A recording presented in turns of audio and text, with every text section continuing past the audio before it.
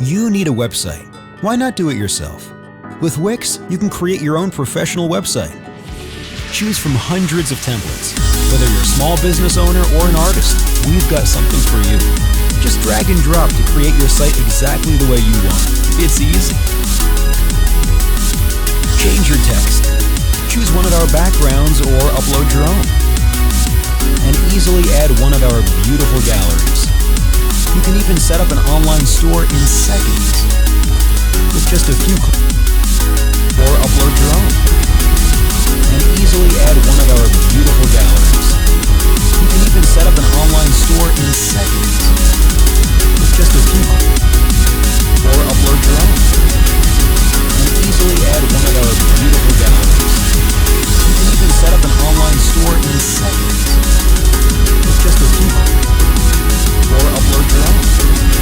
And easily add one of our beautiful galleries. You can even set up an online store in seconds with just a few clicks, or upload your own. And easily add one of our beautiful galleries. You can even set up an online store in seconds with just a few clicks, or upload your own. And easily add one of our beautiful galleries. Set up an online store in seconds. Just a few. Or upload your own.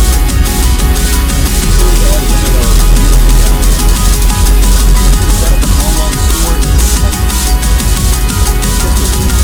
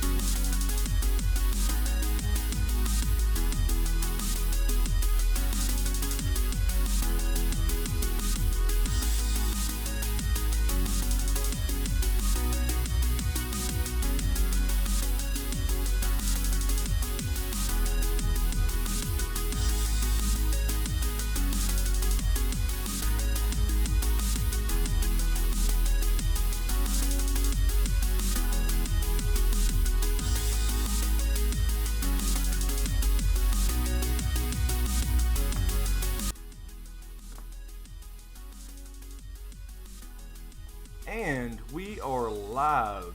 Hello, hello, guys. Can you hear us? Let's start out with the mic check. Can everybody hear us? Okay. We have, let's see, 71 people already in the chat. Hello, guys. Sweet. Let's say hello to some people if you can hear us.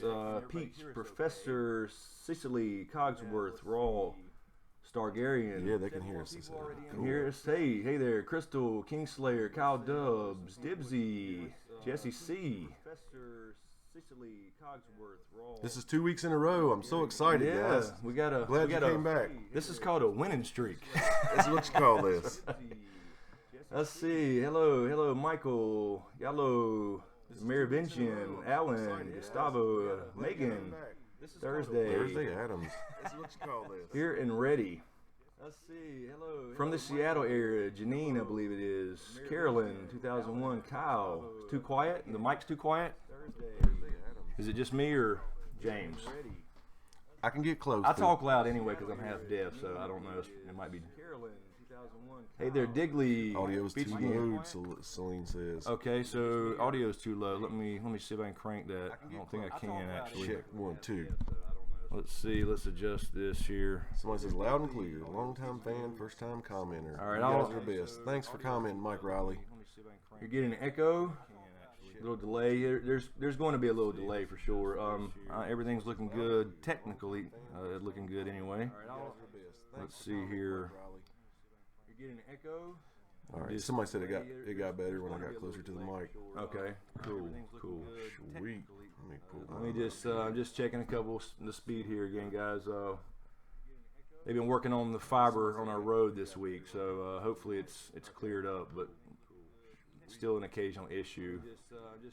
But I think everything's looking good. They've been working on the fiber. Right now it's not, but we're not dropping frames, so we should be good to roll. Pamela, what do you mean what's wrong with me? I'm in a great mood. Looking good. Echoing. Celine, you're hearing an echo? Let's see. Let me, okay, let me mute that. All right, is that better with the echo?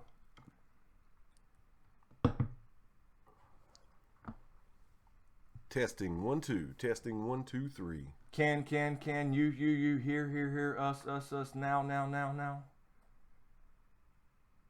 Chris and tie-dye guy for president 2020. What's up, dude? Tie-dye guy. Okay. I'll be your there we go. Yeah. running partner. Yeah, I'll we're be running. VP. We're running for sure. Okay, I think that got it cleared up there. For some reason, the audio was set to it's set to headphones, so I'm not sure of the echo. But I see what you did there, Kyle.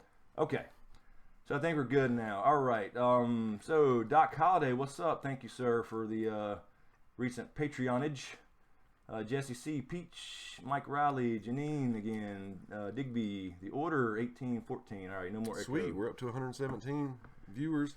Yeah, we got up to close to 500 or 600 last week. Yeah, when we wasn't seeing the live little thing, it was actually close to 600. We thought around 450. Yeah, but it's been a weird weekend. I don't know for YouTube anyway. The last two videos are horrible with numbers, and I don't know what's going on. So we just did a video. Yep. And that's what I was going to tell you guys. We did a video. If you hadn't seen it yet, check it out. It's kind of different. I guess it's different for what we do. But yeah, from the comments, everybody loved it. Yeah, everybody loved the video. It was about, what's your Game of Thrones story? How did you get into Game of Thrones or Ice and Fire? And what's the appeal? What keeps you coming back? What's so damn addictive about it? So, but it got like 8,000 views in over the weekend, which I'm not complaining. Normally you would have got it in a day. I'm not complaining. Yeah, that's usually a day or even a 6-hour thing. Yeah. But I don't know. YouTube's weird this weekend. Like, it's insane. Yeah, so solar flares. Oh, I'm with you, Pamela. I see. Yeah, I love that. Hey, kind Marilyn, of how you doing? I'm sorry. No, that's all right. Let's see. Big Sensei. In the house. Megan, Echo is gone. Okay. Mr. Jeffala. What's with the tie-dye shirt? Is he a hippie? I used to consider myself a hippie. I was definitely raised by a hippie. Hey, there's Aaron Joshua. I guess he's referring to your fight there. Oh, yeah, man. What's up with that? Hey, Anita. Hey, that was a tough fight, though, wasn't it? It was a good fight. He had to get off the canvas. Fight. They both had to get up a couple times. Anita, hey there. You must be working, right? Jesse C. Shout out to Kai Bennett. His 30th. Happy birthday, Kai Bennett. Happy birthday, brother. 30 years old. He's a young one. Yes, sir. It's all downhill from there. That's right. No. Jim S., love you back. Let's see. Jimmy. Okay, Echo's gone. G'day, blokes. Nick. All right, so I guess we'll get started. We got 130 something. We'll let some more people pile in, but let me ask anybody there watching. Are you guys or any of you guys watching at Ice and Fire Con? Yeah, good question. We were curious. I saw a few posts from some people on Twitter from Ice and Fire Con, but I'm curious if anybody's actually there and how is it? Is it more of a book-centric thing, or they have vendors, or is it just more of a smaller thing? It's actually pretty close. It's in Virginia somewhere. And we were thinking about going months and months ago before we picked Con of Thrones. We kind of picked one or the other. Yep. I'm sure they're having a blast there. I love the fantasy of God. Imagine wearing Triple Escape to a t-shirt. Yep, exactly. Albert Ryan. I'm 43 also, brother. I'll be 44 next month, man. Oh, God, next month is tomorrow. Oh, that's right. Oh, wow. Tomorrow it's already May. Well, 2 months, a little bit closer to season 7. Fernandez, 43 uphill. Yeah, their crash will be hard. Yep. Hello, Emily. Love all your videos. Thanks for great Q&A. You think the Hound will be the one to kill Littlefinger? All right, let's might as well just kick it off with that one. Heck yeah, that's a good one. Yeah, It's possible, but I think whoever does it is going to be under Sansa's orders. So, I mean, I could see the Hound running by Winterfell. I think she's going to be there pretty much the whole time in the show. Obviously, in the book, she's not there, but before she gets to that point where she would actually give somebody orders to kill him, does he manipulate her to do something huge? Yeah, I think. Well, I mean, I think it's going to be she's going to pretend this time to listen to his manipulations. You've mentioned that but to me actually before. Play the game this time, and then because she's getting wiser. Yes.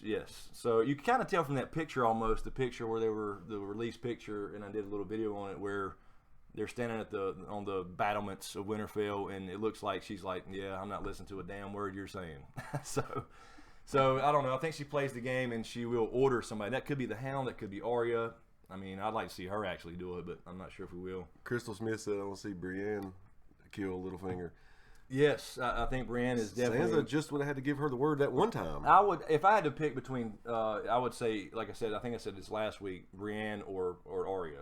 Yeah. But I think Brienne could very well be the one. She was ready to do it the first time. She really was. She had her hand on that sword. So Pamela, 48th on the 28th on 24th. Yeah, let's just do that. Let's just go through and talk about age. Let's say everybody's ages. No, I'm kidding. All right, Q&A. Judith, hey there, Judith. Do you think the Iron Bank will try to get their due from Davos? Yeah, that's a good possibility. I do think they'll come into play. And, of course, they can hire faceless men, but they don't have armies. So it's kind of a hard position they're in because he's now with Jon, but I think he's going to end up kind of being with Dany as far as the big group at the end, you know, for the war to come. So it's going to be a weird spot, but that's certainly possible. Right. I think he will show up in season 7. It's sound is really low. Can't really hear you guys. I hate that. We had Yeah, good sound last week. I don't know. It's the mic's showing good. Let's see here. Try to drop it and bring it back up, but everything looks good.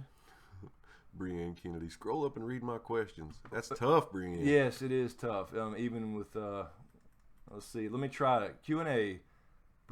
Oh, that's Brian. I'm sorry. Mm-hmm. Okay, let me grab Brian's real quick. Q&A. If Lightbringer turns out to be a sword, do you think it's in the Winterfell crypts? I think it. I don't know. I think in the books, Ned did take Dawn to Starfall, so I don't think it could be in the show. There may be a sword down there, but again, I don't know if Lightbringer turns out to be a literal sword.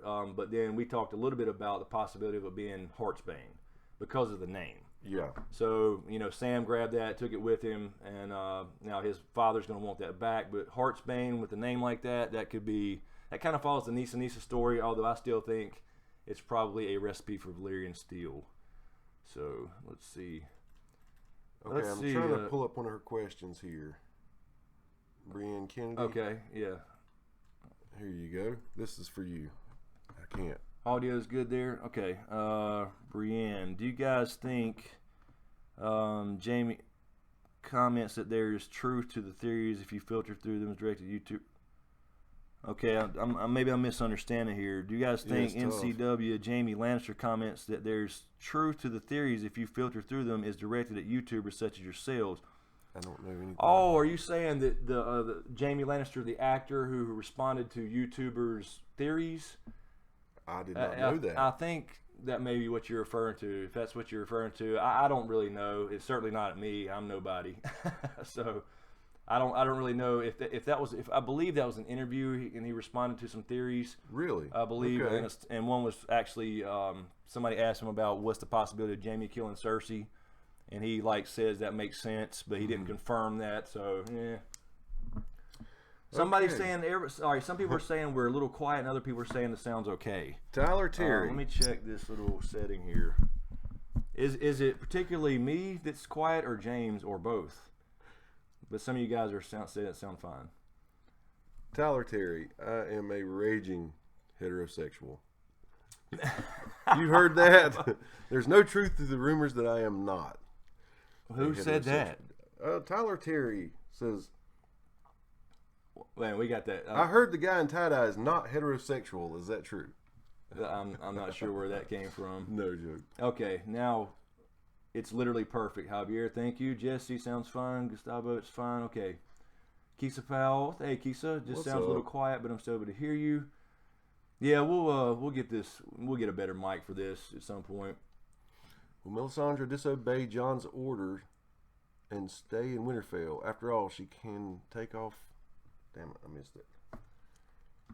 Would you? Let's see. I'll see one. Ethan, hey guys, love the videos. Q&A, do you think the White Walkers and their army would go conquer Essos?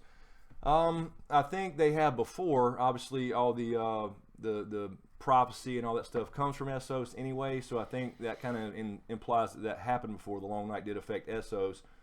The question is now, can it affect Essos because there is no more Arm of Dorne? Because we know from George R. R. Martin that the continents are not connected on the west side. So, yeah, no more Arm of Dorne. It's hard to say, but at least in the show, I think we're pretty much done with Essos. I think they'll focus on Westeros, but the books will be a different story for sure.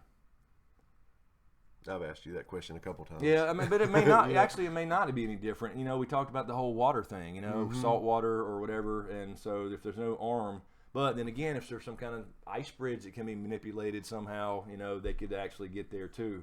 True. So it may still, you know, it's probably going to involve Essos in the books, I'd imagine. All right. What we got? Thank here? you, Mimi. You're looking at questions over here on the side. Yeah, I'm gonna, just so they don't get missed as many this time, I'm gonna try to keep it so I can keep it slow over here. Yeah. And I'll ask you some. Kyle Dove says, I want you guys to switch chats just cause. Okay, we should be coming back. I'm not sure what happened. That might have been on YouTube's end. Oh, we're back. Can you hear us? Can you hear us now? Okay, we dropped about 40 or 50 people too. All right. Sorry, guys. Everybody, yeah, it's. I hope it doesn't start this tonight. It didn't show on this end us dropping any frames or anything, so I don't know if that was a YouTube glitch. All right, everybody, yeah. Oh, there we are. All right, let me just check something real quick. Yes, we're back. But as we were saying, George, Sundrop was in trouble financially around here for a while, and it got me worried. So, he really was. He was looking for a bridge to jump off That's of. right. That's my crack. That's my liquid crack. Okay, hopefully we'll have no more issues. It wasn't on this end. I just restarted it, but it just dropped off, and it said everything was good. So anyway, all right. Let's see. I was gonna say something about the dragons. Somebody's asking about the Dragon Riders. Hey man, we are on. Let me switch over here to this screen. Hold on one second, guys. Let me switch over to the right live screen here to see you guys better, and to make sure I stay on top of the stream health here because I kind of missed that whatever blip just happened there. Okay, now let's see. Okay, it says excellent. Yep. Great. All right, good. Greetings from Mexico. Is that Hosemark? Greetings and salutations. Let's see. Andrew. Q&A, do you think the Night King will be in the books or it will be much different from the show? Yeah, it's hard to say. In the books right now, there is no Night King. They kind of took the Night's King name. And let's see here. And so there's no de facto leader in the book, so it's hard to say. I don't really know. I don't really know what direction they're going with that. But if you think about the Night's King story that we heard, that was kind of a leader in a sense, although he was human and then lost his soul, and if that's even true. So I mean, I think we will get some kind of leader. So it's hard to say. We just don't have that actual, on paper. Gustavo, hey Chris, during the first long night, the Arm of Dorne is already shattered. Yes, very true. Yes, true. That is true. It should have been right. That's right. So that's true. So how did they get there? Right. That's what I was saying. He actually also asked. The same guy asked, "Do you think Sam and Gilly will be Azor Ahai and Nisa? I've heard that before. I mean, like I said, I think it's possible there's a sacrifice, but I don't know. I think Gilly's more there to find out something. Like we saw in the picture, she's reading about Azor Ahai, that's something that Sam misses because she learned to read for a reason. Yes. I kind of think that's her role. But I don't doubt, I wouldn't bet against there being some kind of sacrifice, but I don't know if that's Gilly. You know what I mean? Right. I would still say that's probably a main character if that happens. I don't see Sam being able to do that. Yeah, that's true. Yeah, I mean, he may. What kind of decision is that? Save the world or kill your love? You know, that's got to be a hill. Carol Brown, welcome to the show. Carol Brown. What's up, Carol? How are you? Just imagine Sam stabbing Gilly. Savage. B-Rye. There's Gecko. Mimi Got Fan. Rhaegar. I saw that one before. Rhaegar Ruby. Let's see. I saw that very same let me question stop before. it here. It's starting to fly by a little bit there. We're back up to close to 200 watching since we. Wait a minute, I lost it. 1 second, Rhaegar. I'm trying to find it. The Night's King be a former three-eyed raven as well as a proto Stark? Yeah. You know, that's possible. I think he's definitely a proto Stark. But the question is, at that point, did they even recruit humans as Green Seers? You know what I mean? Before, you know, that depends on the timelines and when the Warg King with the Starks took over the Warg King. I told you that story before, and that's where I think Starks got. I actually did a whole video on it, and I kind of did a remastered version a couple weeks ago. That's where they picked up the Warg. Where I think they picked up the Warging ability. So check out the video on how the Starks got their Warging ability. That kind of gives you. I kind of talked a little bit about that there. But I do think he was a proto Stark and probably has at least some green sight or had some green sight at the time he was still human. I think that's probably why they picked him. And if you think about it, to kind of back that up, when Benjen gets killed and his two companions die, they saved Benjen for a reason. Why did they save Benjen and not the other two, Flowers and the other guy? I mean, right? You know, because they share Stark blood. Yeah. So I think that's probably a hint there to that as well. Would you scroll up, because I saw that question asked a couple times and I'm going to answer it. Nightbot is Nightbot cussing people out again? Look for Michael Madsen. Michael Madsen. There it is. Yeah. Q&A. Will anyone else ride a dragon this season? I have a thought on that. I do believe that there will be 3 dragon riders. I think, of course, we've seen Danny ride one, but I believe that Tyrion and Jon will be the other 2, and that's because I think both of those guys are Targaryen. Yeah, you know. Yeah, I'm not 100% there yet with Tyrion, but I'm not. I wouldn't be disappointed. Yeah. Because like I was saying, we were talking about that the other night a little bit. We were talking about the Tyrion thing again, and I think the other side of that is Tywin also hates Tyrion because he's so much like him. And you know what I mean? Really, as far as, you know, kind of like the whole thing we saw. He could have just picked up those traits from being around him, but I know what you're saying. Yeah. So it's hard to say what that really means, but it's definitely there. I mean, you already got the evidence, you know, with Joanna and the Mad King. So, but also it brings into question, when did that happen, and would it be Cersei and Jaime?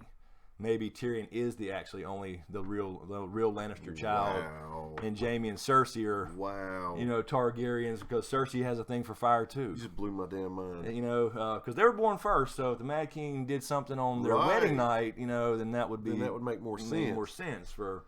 Oh hell! Carol, new shirt, Chris. This is just the regular Smokescreen, what I call the black label. I just have actually a white one versus all my black shirts.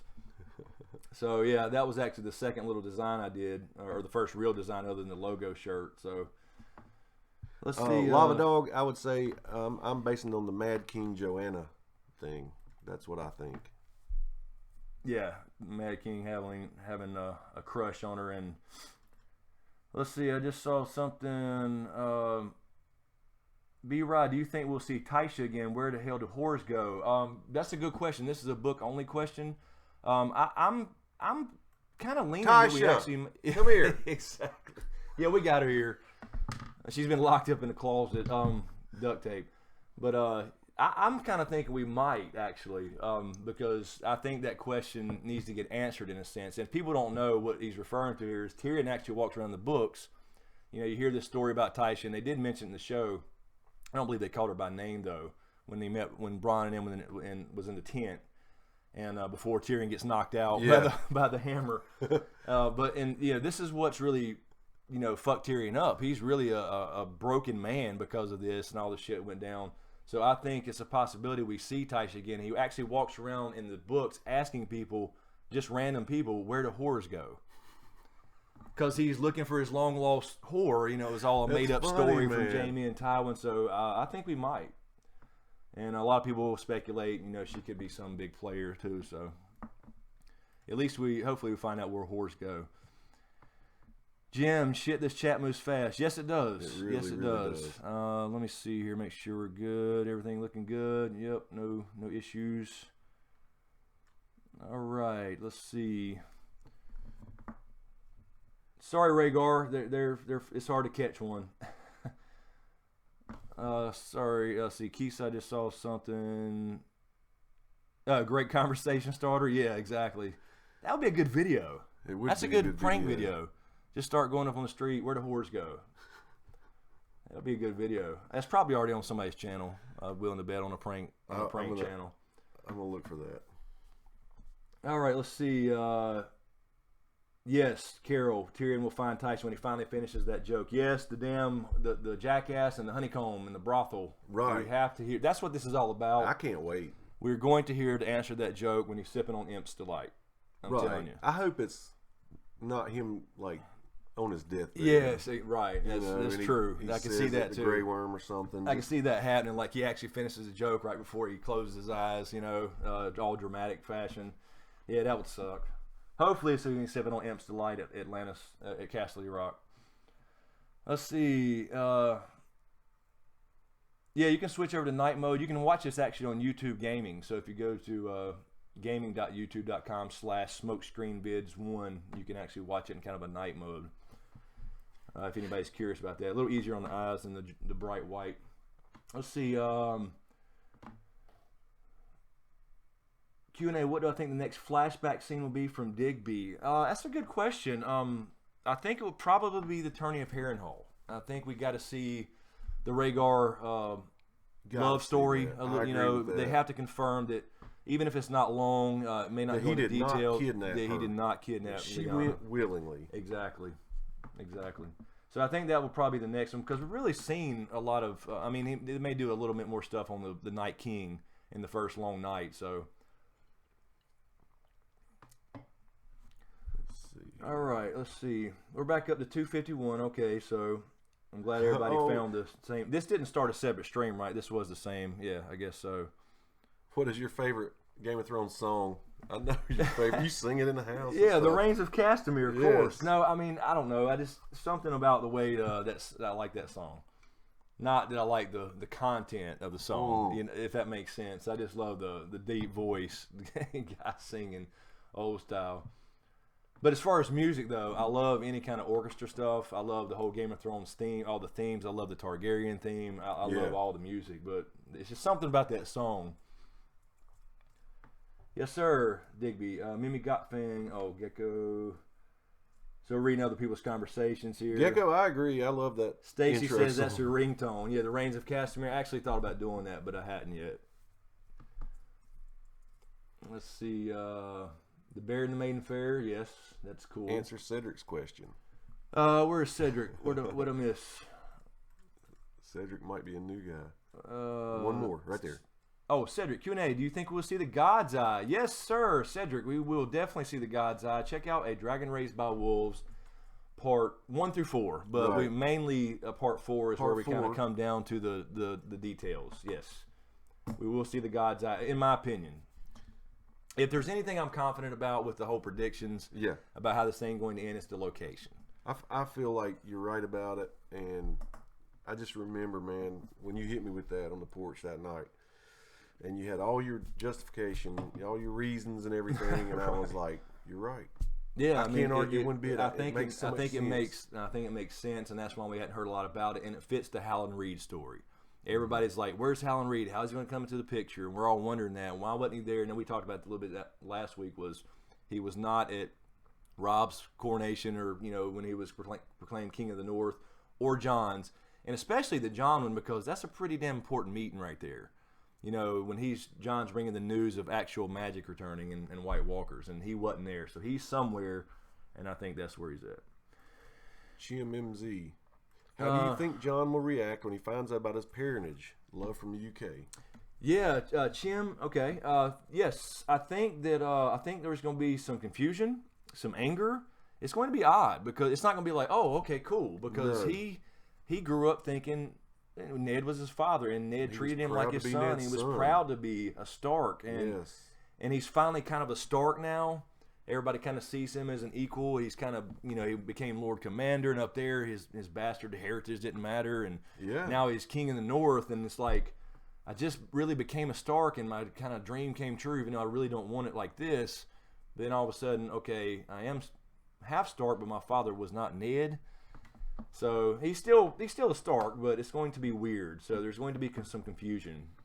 He might be mad for a while, actually. I don't know. I think he will too. I think he'd be pissed off for a while. And he doesn't really have time to take it in and absorb that info. Yeah, that's right. He's still laser focused on what has to be done. Yes, exactly. It might be something where he actually starts thinking about it after this whole thing's done, if he survives. But again, now this was a little video I did. What would the worst ending be for Game of Thrones? Him not finding out. Yes. Him not finding out at all. If he doesn't find out at all, that just ruins it. That would be absolutely horrible. All right, let's see. I saw somebody said Big Cincy had a good question. Stoner, be careful there with Nightbot. He's crazy. He will time you out for caps and stuff like that. Just a heads up. So, Uncle Ned, let's see. Yep. Let me get back down here. River Song, hey there. Q&A, do you think people may stop? Let me stop it so I can grab that. They're starting to fly by a little bit. Do you think people may stop following Jon when they learn he's a Targaryen? I don't know. That's a good point, though. I mean, they could, because they believe that Rhaegar was a kidnapper. Right. But when they find out the truth, if that can be portrayed somehow where they understand what Bran's actually seeing at the tourney of Harrenhal, if that is in fact a flashback, which I think it will be, I think it kind of has to be. Mm-hmm. I think they will change their tune on that. But if they just went into it like, still thinking that the same old rumors that Rhaegar was a kidnapper, that's a good question. So there may be some drama there. Let's see here. Yes, Jon Snow, you are a Targaryen. You are the son. You are the song. We need that clip of what's his name on the talk show. You are the father. Let's see, Brian Calhoun, Q&A, do you think Dany will give Robb and Aaron a ride on her dragon and convince him to leave Littlefinger and join her? I hope he gives her a ride gives Sweet Robin a ride and then throws his ass off the dragon. Pause it up. Just so, if you can finish answering that one, just keep that one in our eye. No, I mean I don't hate Little Robin. I just don't love him. No, I think that's a good point. That could actually happen where we see, when Littlefinger meets his fate. Mm-hmm. Sansa should have a little more sway over Robin there, and that all depends on kind of the Dany coming together with Jon and communicating with Sansa. Yeah, you know what I mean. So it's going to be complex there, but I can see that happening. I think ultimately they all have to be on the same team, regardless of it's Targaryen or Stark or whatever. I think that's kind of the point. Yeah. Let's see. What was I missed. Was it Big Cincy? Yeah. Let's see. Yeah, that's it. All right, Q&A. Big Cincy. Q&A. Chris, do you think that the Hound could be the Valancourt because he is so enraged at what Cersei turned his brother into? That's a good question. Certainly possible. And he's kind of one of my picks for that. Of course, it could be anybody's little brother, but it would make sense in the sense that he was at King's Landing. He hates his brother. He is the little brother, but he also now hates the Lannisters and fuck the king, all that kind of stuff, all the shit he's been put through by those people. So it makes sense that he could be. And I would like to see that, honestly. But, again, we had an ending in A Dragon Raised by Wolves where since he hates fire, he's afraid of fire, and they really, played that up in the show. I would love to see him go out in some heroic way if he has to die, because he's in a heroic way using fire. It would be cool. It would be. It would be ironic. Yeah, we've talked about that. That would be excellent. Absolutely. I want to squeeze one in here real quick. Abdulrahman Almaibed. I'm sorry if I ruined your name there. It says it's 5:36 a.m. here, and I'm watching the podcast before heading out to work. Q&A, will Cersei join the Night King's forces? Supporting you all the way from Saudi Arabia. Oh, be damn. Well, thank you. Appreciate that. From Saudi Arabia. Cool. It's cool to see everybody around the world here. It really, really is. It's damn awesome. Yeah, I think in the sense that she will try to, because she's going to have a plan, a plan that they will all work out so well. She's going to have a plan, I don't think directly.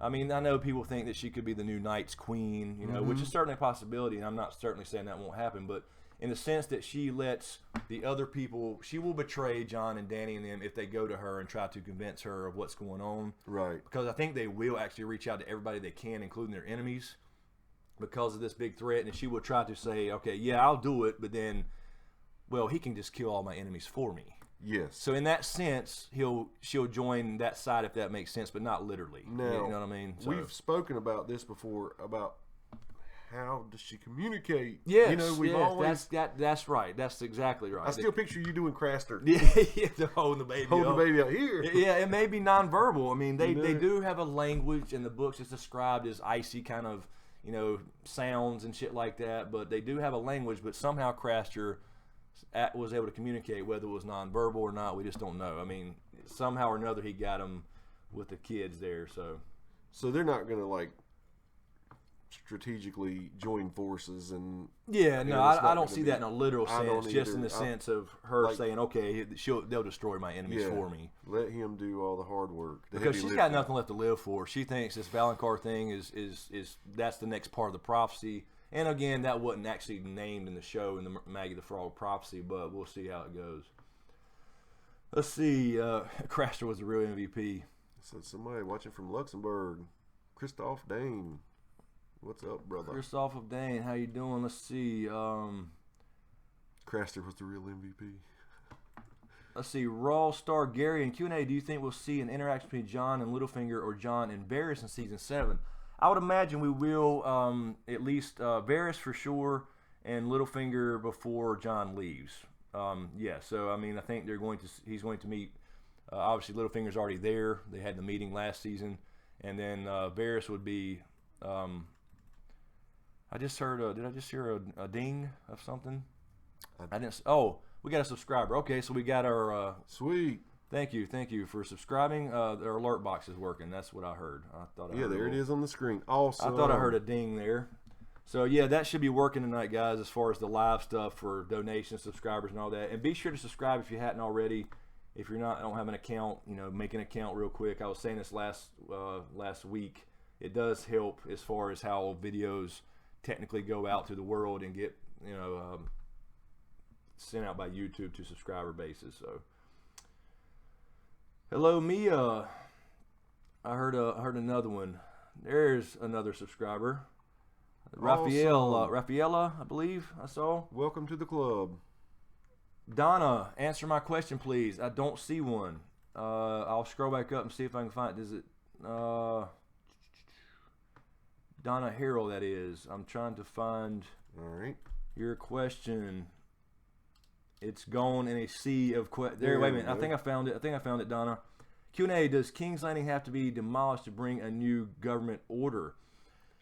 I don't think it has to be, but going back to what I said before, my little prediction, my little theory is that the Iron Throne, the very symbol of this kind of, patriarchy, will be melted down by Danny at some point. Wow. Because the very symbol of the whole thing that's not working very good as far as the system. You say there won't be a throne. Yeah, feudalism doesn't work, and that's the symbol of it. Right. You know what I mean? So I think in that sense, yes. Mary, I saw you say you threw 3 questions out already, and we haven't answered one. It's tough. Yes, these fly by. We're up to close to 300, I think, viewers right now, and I know we see a little delay here, but like 305 people, and it starts to fly by. So we apologize. We're not trying to miss. No way. George asked, Con of Thrones, are you guys going? Yes, we are going to Con of Thrones. We will have a vendor booth, and as soon as I find out the details on that, as far as where it will be, I will let you guys know. I'm supposed to be getting like a packet from those guys now that I've got the booth taken care of. So as soon as I get all that as far as the location, I'll let you guys know. But obviously in the vendor section, but we'll be walking around and stuff too. So absolutely. And that's kind of what we're doing here. Everybody sees the donation box, and don't feel obligated to do that regardless. We're going to hang out regardless, but that's what it's for, to help to pay for that trip, because Although I may be teaming up with Geek Fuel on that. That may be something I may be doing, but they're not paying for anything. So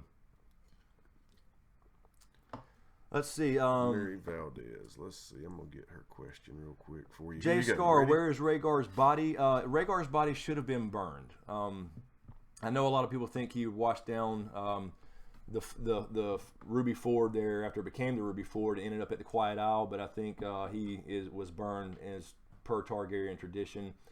And it really doesn't say who did that, but I think that's probably what happened. Let me hit you with one. All right. This is from Mary Valdez. Mary Valdez says, Q&A, do you think that because Jon is the product of ice and fire, that he might die and be brought back with the ability to control and talk to the dragon that might be turned into an ice dragon like his uncle? That's interesting. And that's something that kind of goes along with what we were talking about. It's like, he died and came back to life. He's the Song of Ice and Fire, so he's got to have some kind of ability, right? That nobody else has, because he's the first child of this, union between Targaryen, Stark, Ice, Fire, whatever. So that's interesting. I personally don't really buy the ice dragon shit quite yet, I don't know, because, and again, the main reason for that is not that it can't happen. It would be cool. It would be a twist for sure if you had a Night King riding the dragon, because nobody ever thought about that. Or everybody's thinking of Valyrian blood, I know. But that would be a cool twist for sure. But the only reason I say that is because originally George R. R. Martin was not going to include fire dragons, and somebody kind of talked him into it. So I don't know if he goes as far as the ice dragon, but that would be kind of cool. He's got to have some kind of ability like that though. You would think he would be the one to be able to warg a dragon. Everybody wants Bran to warg a dragon. Jon should be the one to be able to do that because he has the dragon, gene and the Stark and the blood. If anybody, I can see that in the books perfectly. only, obviously, because in the show he's not a warg apparently. Unless they do change it, they could make that the surprise in the show. I don't know. Somebody asked a question that I'm not familiar with on there. I was wanting to see your take on it. You find you want. Let's see. Camel Toe says, if I can stop it here. Q&A. Do you think D&D are going to force a romance plot between Jon and Dany, and he would have to kill her eventually? Just think of the story of Lightbringer. I do see that probably headed in that direction as far as that romance, and I think part of that is because they kind of got us ready for that with Cersei and Jaime.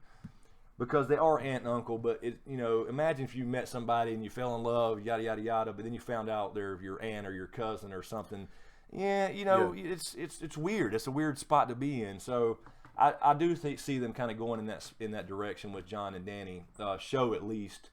I think that's probably the way they're going to do it. Because if you're blind to the fact, and you really fall head over heels, it's hard to turn that off. But when you find out that they're your relative like that, yes, no matter how hot and heavy everything is, it does drive a wedge. Absolutely. And part of the original plot, again, the rough draft, if you're not familiar, George R. R. Martin had a love triangle between Jon, Arya, and Tyrion. So that was already in the works anyway before this thing was ever an actual book. It was going to be Arya and Jon. They're so close in the books, and they were going to be in love, but they couldn't do anything about it. But then they find out that he's not, Ned Stark's son, and then they could, but he was in the Night's Watch, and there was this whole thing. So that would have been insane. I'm gonna find this. The Holy Man. Personally, I hope Jon and Dany don't fall in love. Yeah, I mean, I can see both arguments on that for sure. I see. Marato Darkwolf. Hey Chris, came to say hi. Watch all the full live later. May the gods be good. Thank you, sir, for stopping by. Thanks so much. Appreciate it. And we have we got super chat. Michelle McCracken, thank you very much. Kune, do you think wildfire can kill a White Walker? I think it can. And the reason, we've talked a little bit about this before, I think it can because it has magical properties. So I definitely think that wildfire will come into play, whether it's just Cersei trying another trick or not with the red keep, but I do think they will, this is kind of where Tyrion comes in, because he's aware of all that stuff. He was there with King's Landing and Blackwater Bay. He knows about wildfire and the pyromancers and apparently how it works better since the dragons came back. Mm-hmm. So there is a magical element to that. I think it probably can. Obviously, regular fire don't do anything except to whites. I want to ask you a question it was on here, and I'm really sorry, guys, that I didn't ask this when I saw your name, but it was way back at the beginning, and I forgot to ask you. Someone asked, do the weirwood trees have to have a face carved in them for the green seers? Yeah, it's implied that they do. Really? I don't know that. I mean, it's hard to say. It don't seem like they would need to. On one hand, it's like the children insisted that they have faces. I mean, they did it in the first place, right? Mm-hmm. To watch, but and there was a mention, I believe, by OSHA, who said, how could they see if they don't have faces in the South? So that's kind of implied there. But at the same time, you have a weirwood door in the House of Black and White in Essos. And Arya is having wolf dreams over there. We talked about the distance thing. Yeah. And also, Sweet Robin's throne is weirwood in the Vale. Yes. Now, it's just a dead tree or a dead part of it. So does it still work? Does it still have magical properties when it's not actually alive in the ground, if that makes sense? So that's a great question. Let's see. I just saw something there.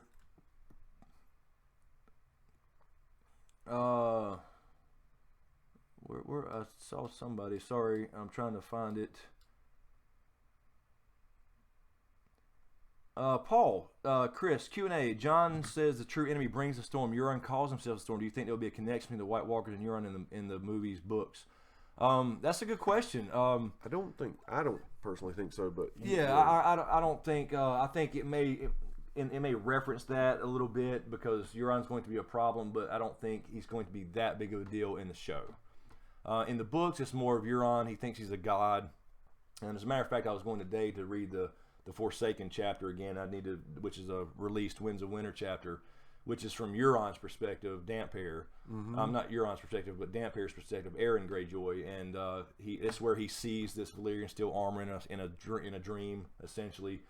But yeah, I mean there could be a connection there, but I don't know. I don't think in the show at least Euron's going to be that big of a deal because we don't have Victarion and the whole plot over there with Dany involved and being mixed up. So. All right. Mike, did we see a super chat? We did. Mike Riley, I don't see a question, Mike. I don't know if you. Okay, it just says. Okay, thank you. I'm not sure if you meant to have a question there. He thanked us earlier for giving him a shout out. Oh, okay. So all right. Okay. Thank you, Mike. Appreciate it, Mike. Thanks, sir. Well, here's one. Is that Mike Riley? I'm sorry. Question about how long is this going on? We ran for 3 hours last week. We just kind of do it and feel it out and see how you guys are feeling and everything. Yeah, we typically just go. We take a couple breaks and we have 350 people watching right now, and we'll be hanging out. Actually, we're here. We've been going almost an hour. Do you want to go ahead and take a quick break and come back, or you want to wait another 10 minutes or so? Or it'd be great. Yeah, if you want to, and I'm gonna actually find some questions on my phone while we're taking a break. Okay. And that way I can have them queued up. All right. Yeah. It's Mike, tough reading them like this. Yeah, it is. It's hard. They're scrolling by so fast. So that's what we'll do. We'll take a quick little break, and like you said, we just kind of go. We just kind of go with the flow. If you guys still hang out, we'll stay. And I'll come back with some of your questions. So while we're on break, keep asking, okay? And we'll be right back. All right.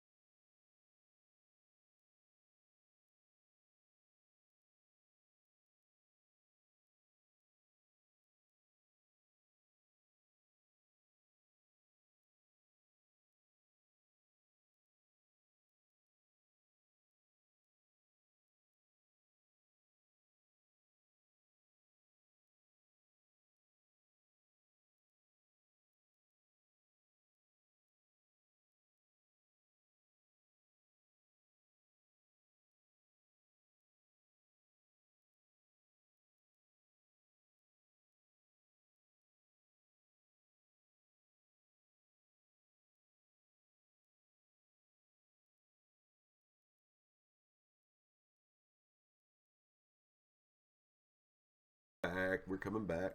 And we are back. All right. So during the break, I got you some questions. Okay, real quick though, Mike, I saw your comment. I've got him. Oh, you got Mike's comment. Yep. Okay, cool. Because we did not see a question come in with that. Yep. All right. Mike Riley. Okay. Mike Riley says, "Is Varys a Targaryen? Bald for a reason, hiding silver hair?" Yeah, I mean, I think there's a possibility he's a Targaryen, even a Blackfire. But then again, there's a lot of bald people in the show. I mean, in the books, a lot more. So I think it's a possibility, but it does give him a little bit of a reason to get behind this, Aegon in the books, Fagon, for those who think he's a Targaryen. So I think it's possible, but it's hard to say. I mean, he seems to have a legitimate backstory that that happened to him. So we just really don't know. But I think there's something to that. And it's really funny because Mike's question came in at the exact same minute that another Roger Pitts says, "Is Varys a Targaryen who shaves his head to hide silver hair?" That's exactly same minute, guys. Wow. You guys asked the same question. Okay, here you go. Here's another one. Natasha Conrad says, "How do you think Jon's siblings will feel when his true parentage is revealed? Do you think Sansa will be happy with the news, or will she be enraged since he's been named King of the North?" Yeah, that's a good question. I think I think it's going to be a shocker for everybody. How he's going to act now. That's true. It's going to be a shocker for everybody, and we know how in the books, at least, Lyanna has been talked up, and so it's almost like there's going to be drama there anyway with Sansa already because she feels like she's the trueborn and whatever. When she finds out that Jon's not really, a lowborn bastard or whatever, as far as her supposed mother Wylla. There's going to be some drama there, but I don't think, at least in the show version, that it's going to be that drawn out, if that makes sense. Mm-hmm. So it's going to be interesting to see. We just don't have the book. We need the damn book. But it's going to be odd for everybody. It's going to be wait a minute. This whole time I've been living with this Targaryen kid and the Rhaegar story too, because they all believe he was a kidnapper too. Everybody seems to, Yeah, I mean, we saw that in season 5 with her and Littlefinger. All right, another question. This is from Angela. I'm drinking it, George. I'm drinking it. Drink that sun drop. Sorry. And Angelica Polished. With Jaime still standing by Cersei's side even after the Sept of Baelor, what is anything do you think will make Jaime abandon her? I think Jaime's already to that point. In the books, he's already to that point. He's already done with Cersei. He finds out about her cheating with Kettle Blacks and so forth. So that's already happened in the books. They're basically kind of done. But you saw the look last year. He's already to that point. But I think he'll give it one more shot to kind of stand by his family until something insane happens. And it's probably going to involve Jon, Dany, for that matter, coming down and being like, look, fuck all this squabbling about the throne. There's something coming. And when she tries to betray them, then that's when he's like, okay, enough's enough. Which is, you could say enough's enough already. So I think he's already at that point. He just needs one more little reason. The last we saw, he was giving her that look. Is that the last? Yeah, when she was proclaimed queen. He was up there. Yeah, he was up there with like that. Yeah. Mm-hmm. Yeah. But we do see a shot of him in season 7 standing beside her on the throne. So he'll try it one more time in the show, at least, I guess, just to kind of do the right thing by his family, that's got to be a tough spot to be in, now that Tywin's dead. So I'm sorry, I have to ask you this one because I've never heard this. You've never mentioned it to me. Uh-oh. This is from Gloria Lucia.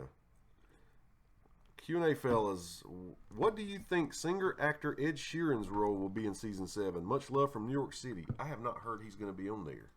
I haven't either. I don't know. If it was just a singer, I'd imagine just some small role as an extra. I don't really know. I haven't actually read a lot of filming news this year as far as like these extras and stuff. We heard Conor McGregor and stuff like that, but that ended up being not true. I know. I was shocked. But I hadn't really looked into these extras, and usually they're just some minor character, just to kind of, get on the show. I wish YouTubers could get on the show. Kisa super chat. I think it was Kisa. Kisa Powell, wish I could make Con of Thrones to meet you both. Enjoy, fellas. Thank you. Yeah, Thank we'd you. love to meet you too, Kisa. Appreciate that. You're already a Patreon. You don't have to do that, but appreciated, much appreciated. And also, really quick, If you speaking can, of that, come on out. Yeah, let's check something real quick. I saw somebody. Let's see. Well, I'm not seeing it there. I thought I saw somebody donate on the Streamlabs, but I don't see anything updated. I do see the number updated, but I don't see the date. Let me refresh that. I just want to make sure I acknowledge everybody that's doing that, but I don't think.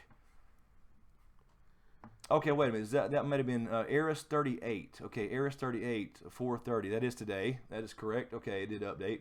What do you think the end game is for Davos? I was going to ask you that question anyway. That's a good question.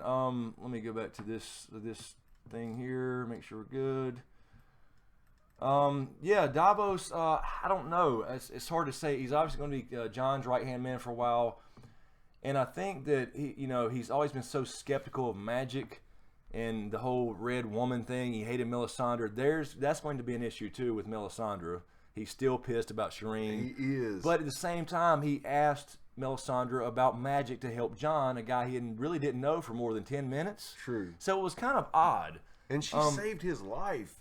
And she did, she did the thing that Davos asked, and it worked. Well, we don't really know if it worked. The question we brought up one time before was, if she never did anything, would he have woke up anyway?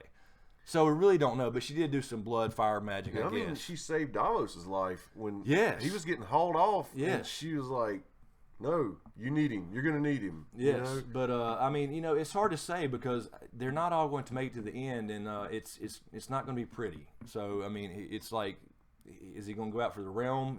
Like we think so many other people are. I root for him. Yeah, I hope he's one. I do think he is a cool character, one of my favorite characters, and I hope he makes it to the end. I hope he survives the whole damn thing.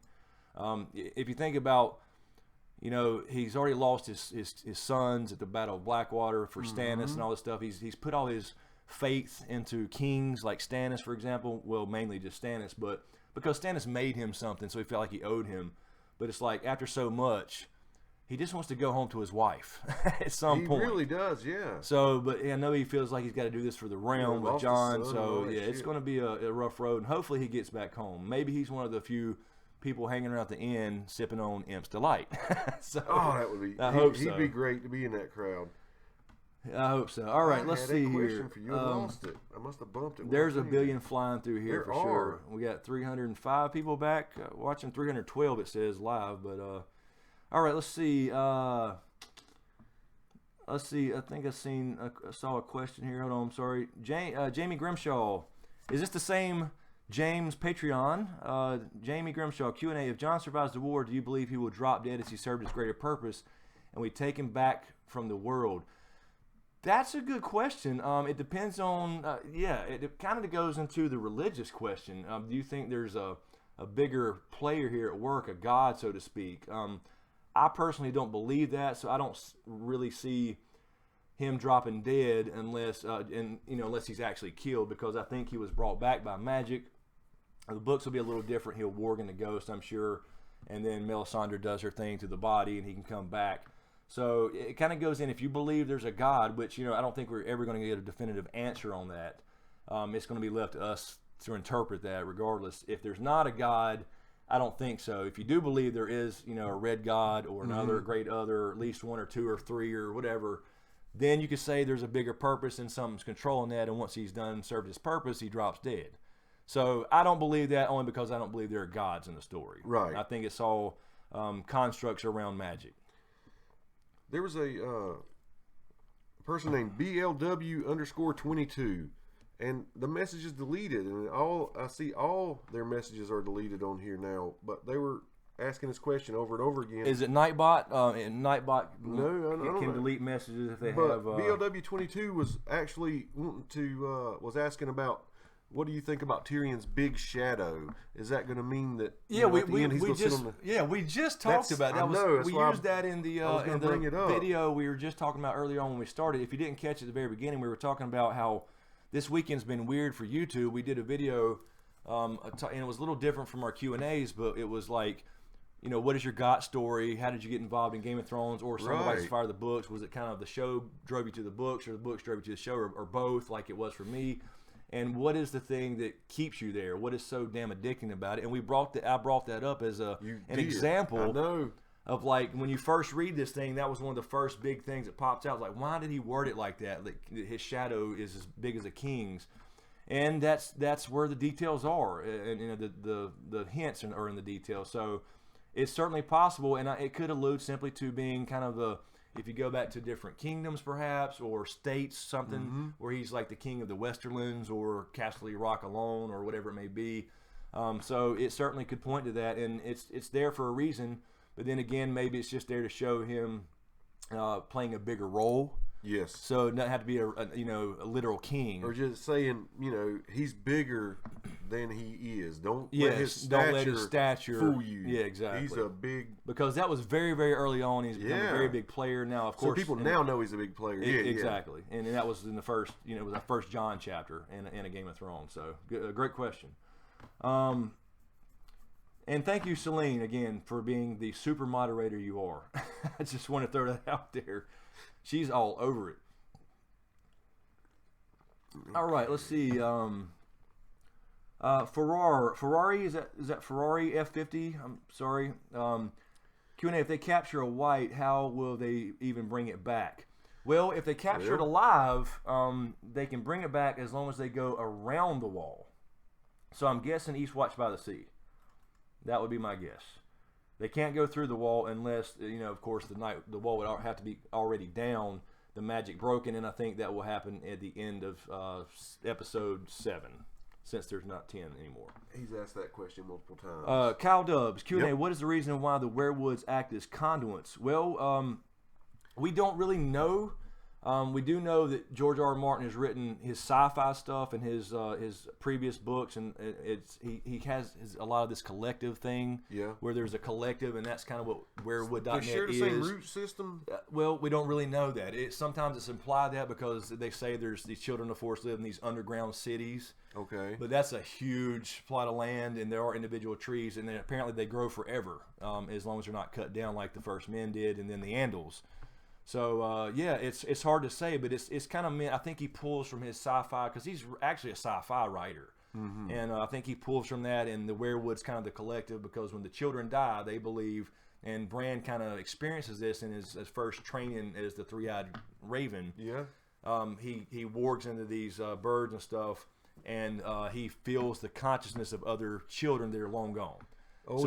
So they believe that they live on forever within the werewood.net. So apparently it is kind of like a collective hive mind type of thing, but apparently they still maintain their individuality at the same time, if that makes sense. So it's implied that.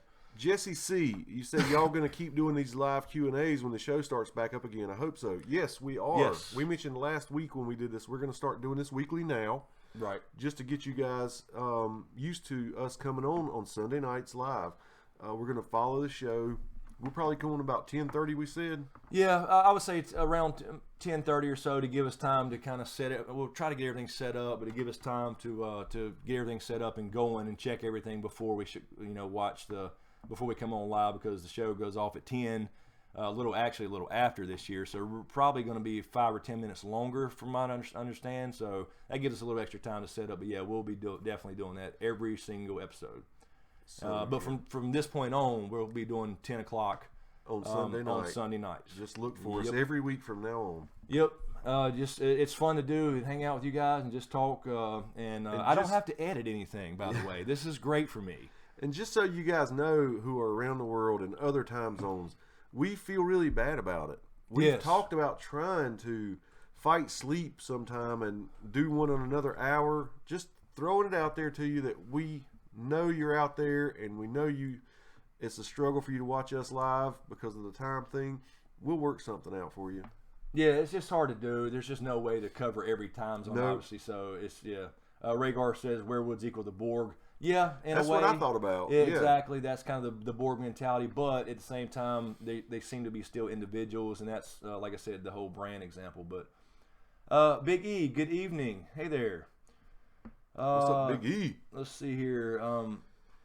Alan Ellis, talk about Alan Reed and what he is doing. Yes, Alan, if you check out A Dragon Raised by Wolves, we talk about Alan Reed. He is going to play a big part, and I think I know where he's going to be. I think you do too. I think I know the location. The ending, yes, it could go. I could be completely wrong. I'm pretty confident about location. Damn, Celine. Celine, hit the like, or I will have your car issue. Yes, please. It helps out a lot. Hit the like button. Give us a like and subscribe if you hadn't. I know a lot of people watch YouTube without accounts, and so you can't subscribe without an account. But if you take that second to sign up for a quick account with an email address and subscribe, that'd be outstanding. And we just got a subscriber. See, every time I say that, some people subscribe because it pops up live. That's been multiple times. Which one? I'm sorry. Callum Durkin. Callum Durkin. Okay, Q&A.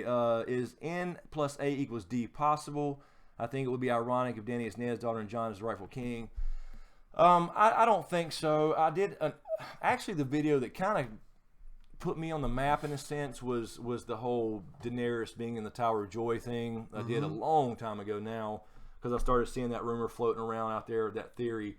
And I think it's a great theory, and I love hearing all the other ones, even if I don't agree with them. I think they're well thought out, but I don't think so. I think it's been confirmed in the show, and I've said this a lot.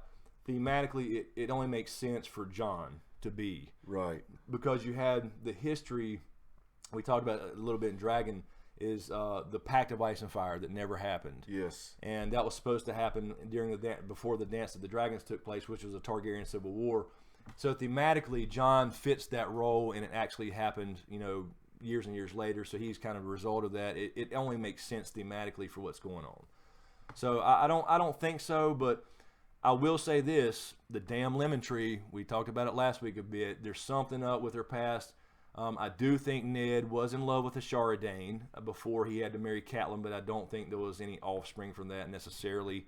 That could have been Ashara stillborn or something if that's the case, but I don't think, I think that was part of Ned's development too, of showing you what he went through.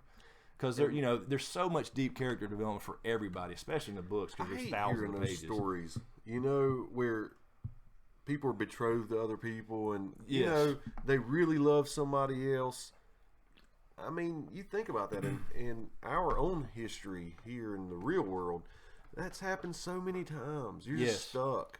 Yeah, I mean, it's insane. And he had this life plan because he was the younger brother. He wasn't going to be Lord of Winterfell. Catelyn was going to be his sister-in-law. Yes, and sister by law and everything. And then Brandon goes and gets himself killed, and all of a sudden he's the next brother. Man.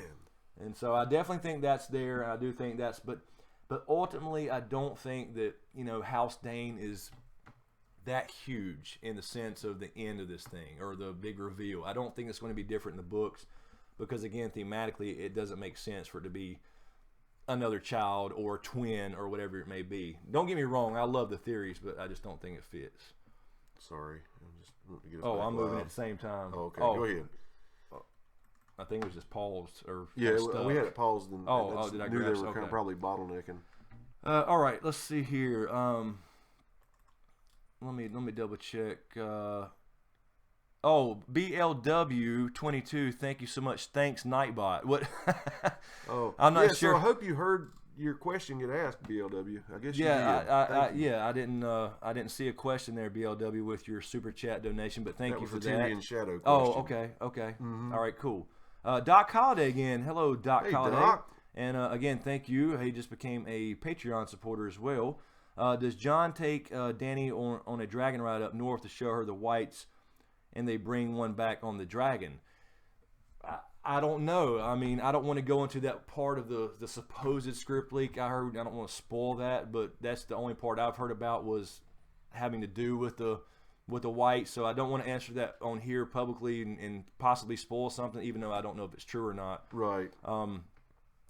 So I don't know. I could see Dany showing up though, but I don't. That could be a way back. Hey, that could be a way over the wall. We had a previous question. Hell yes, it could be. If you capture a white alive in some kind of cage, how do you get it across? Hey, that would be a way to get it across. Maybe that happens. Dude, that's a good idea. That is a good point right there. That's a good idea. So thank you, Doc. And I saw. Did I just see something else? Yeah, somebody else. I think we had a maybe on Streamlabs.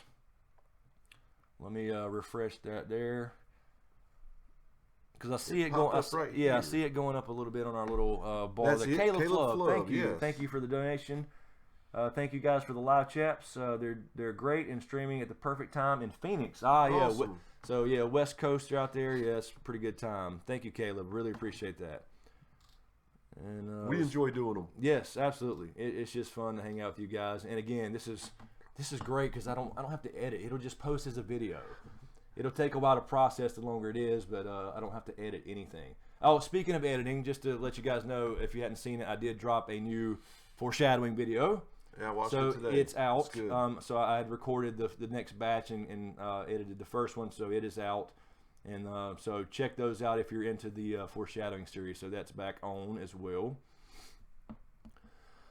Let's see. Carol Brown, just go ahead and look for a question. Carol Brown, I am listening to an audiobook right now, just to answer your question. Yes. Fell asleep listening to it and had nightmares, if I'm being honest. The Order 1814 Q&A. Do you think Ari will meet Hot Pie in the tavern? And he gives her clothes and a horse while listening to Ed Sheeran. Hey, that's a good... I hope we see Hot Pie again. I do. Again, I haven't... And we did see that picture where it looked like Ari was in an inn. So it didn't look like Winterfell just by the background. It looked more like an inn. There was guys in the background at a table, and she had food in front of her. I hope we see Hot Pie again, but again, I have not looked. I haven't actively searched out filming news to see if that actor is even back in the show. I hope so. What's up, Adrian? Be careful, Adrian. I don't know. Nightbot timed you out for something. It'll time out for caps and that kind of thing. Let's see. Hot Pie is younger, James. Can I answer that question real quick? Yes, Take please. a second here. Am I on? Dave Tresky. This is James. Let's get a review video. I guess he's talking about me saying listening to the book. So, yeah. So this is a good time for me to say, yes. Tell my big news. By all means, yes. I'm Chris's sidekick. I love that role. I really do. Sidekick. I love it. Makes me feel bad or something. No, I love being a sidekick. But I did decide to start my own YouTube channel so that I could do reaction videos. Yes. And I plan on doing reaction videos of when I watch the new season. I may, I'd like to put some posts out there because I'm just such a stats freak and numbers freak. Oh, I'm sorry. 1 second. I BLW22 Q&A. Did you give up on the gravy? Never give up on the gravy. Never. Sorry, I'm so sorry. That's outstanding comment of the night so far. But no, I named my channel Dust on the Throne. Yes, actually, I tell you what. Let me put this in the chat. That's cool. Let me paste this link. I think I already had it copied from before. Yes, that is James's new channel. Nothing on it yet. Daily Useless Sports Trivia, the acronym Dust. So it's basically my take on Game of Thrones, hence Dust on the Throne. Yes. So, I've got my own channel, and as you'll see when you look at the channel art, a man's journey has begun. Yes, I think it's a great concept, and especially with, you could literally go back since you've really only went through the series once, maybe a couple of times with other episodes, and still do reactions to those because it would still be legitimate. Oh yeah, because I just watched the Red Wedding for the second time, and I know my toes were standing out like that. I hate that. Right. When he walks up and stabs the belly. Oh, it's absolutely horrible. That's horrible. Carol says, "Way to go, James! A woman is impressed." Oh, thank you so much, Carol Brown. From hot pies to sports. Yes, just subscribe to the new channel. There you go. Oh, thank you so much. Yes, so check it. Nothing on there yet, but stuff coming for sure. Everybody's signing up. All right, so, man, guys, I really appreciate it. This is gonna be like you're gonna get a record here of most subscribers without a video. Without a video. Hey, I love stats. I'm writing that down. But that might be good. As I watch, because I'm going back through these again, doing the foreshadowing stuff. If he watches them with me, we can just put a camera on him. Oh hell yes! If you want to, that's it's his channel. I may not. If I'm on there, I'll be the sidekick. So And I showed you what Chris gave me last week, guys. Yes. And I just wanted to show you that I have indeed Damn, you are a journaler. been journaling. Look at that. Old school right there. Did you write in cursive? No, never. Yeah. Yes. All right. James' sports channel is Daily Useless Sports Trivia. He's got some other stuff in the queue for that as well, I think. Mm-hmm. I know we have one that's recorded. But yeah, you can search that, or you can link from my channel. I think it's in the featured channels there. Daily Useless Sports Trivia is his regular sports channel. So yeah, I got that off my chest. I really feel good about that now. Carol says, "Oh, please have a cam on tie-dye." Hey, and speaking of tie-dye, we're still doing the shirts. There's been a lot going on as far as some other projects I'm going to get to announce to you guys soon. So stay tuned for that. But yes, we still are going to do a tie-dye shirt. We're trying to figure out, because we can't do an entire tie-dye, so we're trying to decide if I need to actually get shirts and do them, or if I do them on the store, if I can create perhaps some kind of design with that encases tie-dye. I am his hand of the king, okay? And he has been making this cool shirt where there is like this hand of the king sigil. Instead of it's like got a middle finger in it. Instead, and he's played around with putting a tie-dyed layer on top of that sigil. It looks really cool to me. I don't know if he's sold on it yet, but I love it. Yeah, so yeah, we'll definitely have some kind of tie-dye something in the Smokescreen store soon, and we'll finish that up. Lily D, we have a super chat here. Thank you, Lily D. Chris, I've been with your channel for a long time on Patreon as well. We love your theories and knowledge of the backstory. I see you are working hard, so thank you, Lily. Yes, it's a lot of work. It damn sure is. I work more now than I ever did at a regular job. So thank you so much. It means a lot. And there was another one on the other page. What? Oh, was there? We had another what super chat? Oh, we got an actual on that Streamlabs. Okay, yeah, got you. Yeah, and if you're just to make sure people understand that, the super chat is separate from the Streamlabs. The Streamlab goes, you can use PayPal or credit cards in it, and that will pop up live just like the other ones. I'm pretty sure I saw it. It's in a separate location, so I got to go check it and refresh it. So the last one was Caleb. Yes. Okay, so Beowulf. Thank you, Beowulf, so much for that. Beowulf 610. Hey guys, what are your thoughts on Patchface? Mel seems really wary of him. Yeah. There's Patchface is a book only character. Hangs out at Stannis's place. I know it went right over my head. This is who Oris Baratheon brought back with him, going to look for a Rhaegar suitable wife in Essos. Oh. And he was supposedly very, very smart. He wrote back about him, and then when they came into Shipbreaker Bay, sorry, just getting back to the live page here. When they came into Shipbreaker Bay, everybody died but Patchface. Well, technically he might have died too. They found him washed up on the beach. So oddly enough, that was what I said was the first failure of Rhaegar's wife. When I said I did a little video a while back about Rhaegar being Azor Ahai with the three attempts of Nisa kind of story. So that's check that out too if you're interested in that. But Patchface talks in riddles, and he's really confusing, honestly, in the books. So he's at Dragonstone, still in the books apparently, and he speaks in riddles that seem to be prophetic. The question is what happened under the damn sea, because that's what he talks about. And people, think it's a lot of different things. Is he getting visions from somebody? Is he being controlled? I mean, there's all kinds of crazy theories. So I saw somebody say everybody ask Big Cincy's question so it'll get answered. So, I'm sorry. Somebody said all men must tie dye. I love that. I might steal that. Oh man, that's it. See that now we gotta steal that. I know. All men must tie dye. I love that. That's awesome. But yeah, Big Cincy must have a good question on here because somebody. Sorry, Big Cincy, we're trying. We are. It's the thing is when you take the time to answer a question, yes, others pile up, and then when you look back, those are gone and pushed out right. by the next layer. Yeah, you got 25 more in the. So we're trying. We're really trying. Let's see. I'm trying to. Let's see. Mike Bush. Oh, there you are. I didn't get any notification.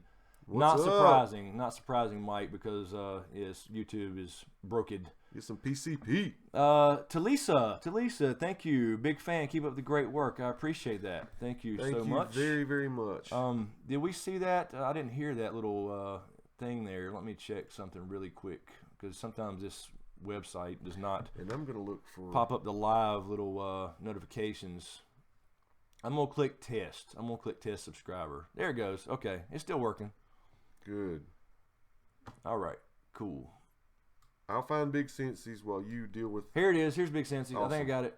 Big Sensi.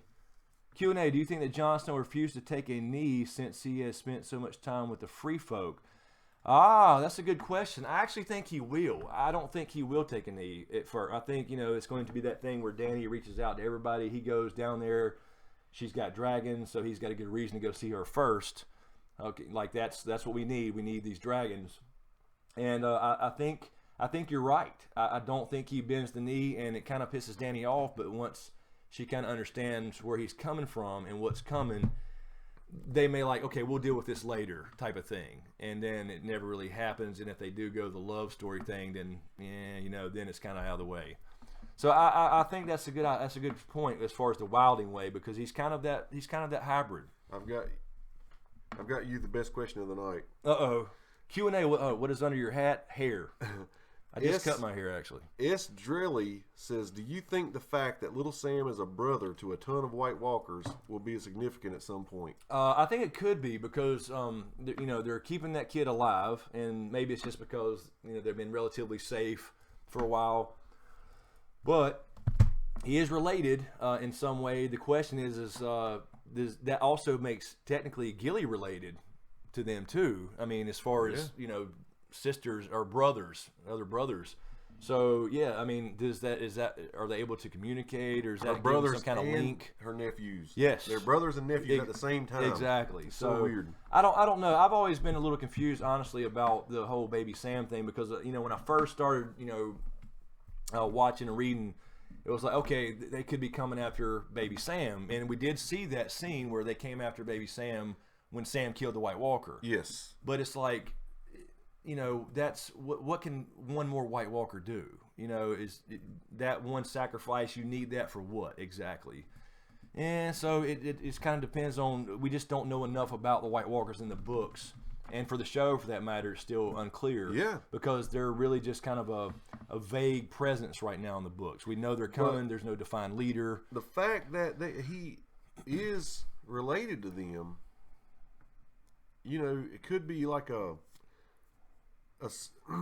he could be used as a shield. Excuse me. He could be used as a shield at some point. Yes. Like if somebody's cornered, say Gilly's cornered or whatever. That's true. The fact that she's holding him may save her at some point. That's true, because like in epic, the Sam, but something like that. Yeah, like in the Sam scene, he just knocked Sam out of the way. He wasn't worried about killing Sam. That's right. And went for the baby, and that's when he came up behind with the dragon glass. Sam would have been dead. Yeah, I think there's something to Baby Sam though, because otherwise they could kind of they could have, say, left him at Horn Hill and said take care of him, and just to get him out of the scene, and it's just them. So he's there for a reason, I think. Good point. Yeah, the writers. Yeah, you're right. Let's see. We have Carrie, Q&A. Could young Griff be a Shara Dane son? I think that's certainly possible. I think a lot of people think he's a Blackfire, but if in fact that was a lie about the stillborn birth and her killing herself and whatever, it's certainly possible. And that would bring the Danes in a little bit more, because there's a lot of the hints about Ashara Dane. But like I said, the reason I don't think Ashara is as big of a deal is that and hey Karen, thank you, I see that. Hold on, give me 1 second here. Is that let's see here, 1 second. Is that first of all, you don't see him in the show, and it just doesn't make sense thematically as far as Jon being some relation to her, but. A lot of people think she's Quaithe. A lot of people think she's with young Griff now in the books, on the boat and everything. So I think it's certainly possible, and that would kind of wrap up some of the other things a little bit better and still have RLJ work, if that makes sense. So Karen Gates, thank you. Karen says, Gaurav asked a great question. Keep up the great work, guys. Thank you. I've got his question pulled up. Okay. His or her question pulled up. All right. It is. So Gaurav has a question. Gaurav Tapa says, very important. In Old Nan's stories, Azor Ahai has 12 companions and a dog. Do you think it is a hint towards the end game? Also, the Night King has 12 White Walkers. Yeah, I think. Well, thanks for asking. Yeah, I think it's a parallel almost to Bran's story, because Bran goes up, and if you count certain people, you can almost make that number happen.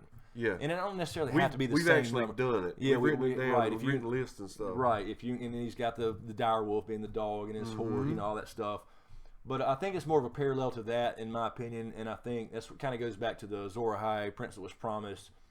I don't think it's one person, because they're so different, and they're from different times, and they're all probably oral instead of written. Obviously there were some things written down from a Shai, because Rhaegar read one. Yeah. But I mean, I think it's more of a parallel to Bran's story, going out to seek the children and get their help, and that's essentially what he did, and he became the next Green Seer. So. Let's see. Did I just see another super chat? I don't know. Was that an older one there? Might have been an older one. Yes, that was okay. I'm sorry. I still see lilies hanging around there. Sorry about that. Somebody's says they're buffering. Uh-oh. They keep refreshing. Let me check. Buffering. Let's see. I still see stream is healthy. We are not dropping frames. Everybody still hear us okay? If you guys are buffering or whatever, just try to refresh there. Everything looks good here. And all right, test the speed. Dustin Newman, Q&A. Do you think Jaime will keep his word and split Tyrion in two when he sees him again? That's a good question. I think he might want to, but I think once he hears what he has to say, and it's going to change.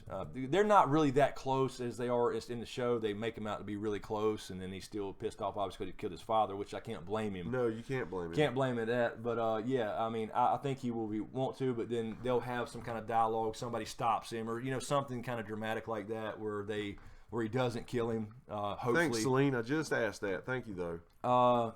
Let's see here. Mia C, please answer my question, Chris. I don't see it, Mia. So you're saying in the book they're not as close, though? Yes, they're not quite as close in the book as they make them out on the show. Yeah, they make them really close, I think. Jaime does care for him, but it's not that closeness that they portray in the books. You know what I mean? But Jaime's the only one that does give a shit. Okay, Mia, I think I see your question. Mia C, Chris and James. Who do you think should have lived that is currently dead in the show or books? Definitely Rickon. Rickon. They had to get rid of Rickon, right? He was the Shaggy Dog story. Yeah, yeah, he should have zigged and zagged, right? Remember that whole argument? Exactly. And then you had people coming out saying, you really can't zig and zag. And I was like, okay, it is a show. Yeah. But you can't tell me you wasn't thinking zig and zag. Okay? Everybody was thinking zig and zag. Bob, whatever. Sir Barristan Selmy, it would be my answer. There's no reason to kill him. He's still alive in the books. But they did kill him on the show, and they probably did it just kind of make room for Tyrion. Because they didn't, I don't know, maybe casting issues or having too many people in Dany's camp. But Sir Barristan Selmy should not have went out like that. I mean, I like how he went out like a champ. He took out like 15 people. Unbelievable. But there's no reason to kill him there. And even the actor was pissed off about it. Like, it didn't make any sense for him. There's no reason he shouldn't still be with Dany going back to get revenge on the damn Lannisters that let him go in the first place. Right. That would have been perfect, and I don't think he should have been killed. That's my number one. No, my number one, God forgive me, Stannis' daughter. I'm horrible with names Shireen. sometimes. Yeah, Shireen. Yes. And that makes me fear for Shireen in the books. I think it's probably going to go down like that too in the books. It hadn't happened yet, but we'll see. Let's see. Where are we at? We're an hour and a half. I see that, Jay Scar. Yeah, this is where we took a break last week. Okay, yeah, let's do that. Let's see. Let me get one more real quick, and we'll take a quick break. I know the dog needs to go out too, so thanks, guys, for hanging by while we take our little quick breaks. Got to get it from these hard stools and stretch and stuff. There's Mike again. All hail Lord Ramsay. Yes, that's always the devil's advocate, right? Capital H. I see one here. Capital H. No problem, Jay Scar. Do you think after the wall falls, the dead army will need to... Well, let me stop this so I can see it. Do you think after the wall falls, the dead army will need to march, or will the whites just rise from the wall to Dorne? That's a good question. I think that once that magic is allowed to enter the Seven Kingdoms, and I don't know how relatively close the Night King has to be in the White Walkers, but obviously up north, even right there at the wall, it works. Even when he's not there, obviously he can instantly do it. We saw him do the whole raise his arm things. But that's a good question. Anybody that's dead, technically, when he passes, that magic could take hold on any dead corpse. Ooh, God. So imagine, it might be just which is bones. what we've talked about before. Yes. It's insurmountable odds. But if you get... something has to happen. Yes. There's just too magic. many right now, and especially if something like that happens, even with dragons, it's too many. But then again, the older corpses, if you want to get technical, where it's just bones and they're not even connected anymore, even if or even completely rotten, those obviously couldn't do anything. Right. But yes, technically that could actually happen, tissues. and they could instantly have a bigger huger's not even a word, a bigger army right from the get-go as soon as they cross the wall. All right, I've got two more questions. Celine, I see what you posted. I got that. This is from Ellie L. Okay. Via JScar. Q&A. This is Eliel's question. Is there any significance that in the crypts of Winterfell, the door is made of iron wood? Is the door meant to keep something out or keep something in? If so, what? Please answer. Yeah, I think it would be going along the lines with the iron swords across their laps of the kings of winter or the lords of Winterfell to keep their spirits in. So I think it's more to do with that. And a lot of people, that kind of goes into Stark and Winterfell thing. You know, a lot of people have asked, you know, once the Night King gets through and gets south, will those kings of winter rise up as an army with him or to defeat him? And we talked about that and stuff before. So I think that would be more to keep the spirits in according to their beliefs. Right. Or at least the kings of winter beliefs, because they have the same kind of swords that are still across their laps. And this is from Celine. She posted this for Sam Flanagan. Q&A, do you think Benjen is the new embodiment of the three-eyed raven? No, I think Bran is. I do too. I just think it's Bran. Bran is the next in line. I think there's been a succession of three-eyed crows or last green seers throughout history, and Blood Raven was probably maybe the first human. We're really not sure because he's like 120 something, well above beyond his mortal life. So he may be the first human green seer. But then again, children of were basically almost wiped out thousands of years ago. So we don't know how many people or if there are any other humans. I just think there's been a succession of green seers. Yes. Ever since the beginning, and then Blood Raven was the latest, and now Bran replaces him. So I think Bran is basically the new three-eyed crow. All right, Jaxie, hello. Yeah, you didn't miss tonight. Nope, we are still going. And let's take a quick break, and we'll come back. As long as you guys want to hang out, we'll hang out. So we'll take a quick break. Real quick before we go, Carol Brown's question: what is the end game for the Red Priests? I would like to see them find out that Bran / Blood Raven, now Bran, but possibly Blood Raven in the books, is R'hllor. I want them to find that out. I want, honestly, Melisandre to meet Kinvara.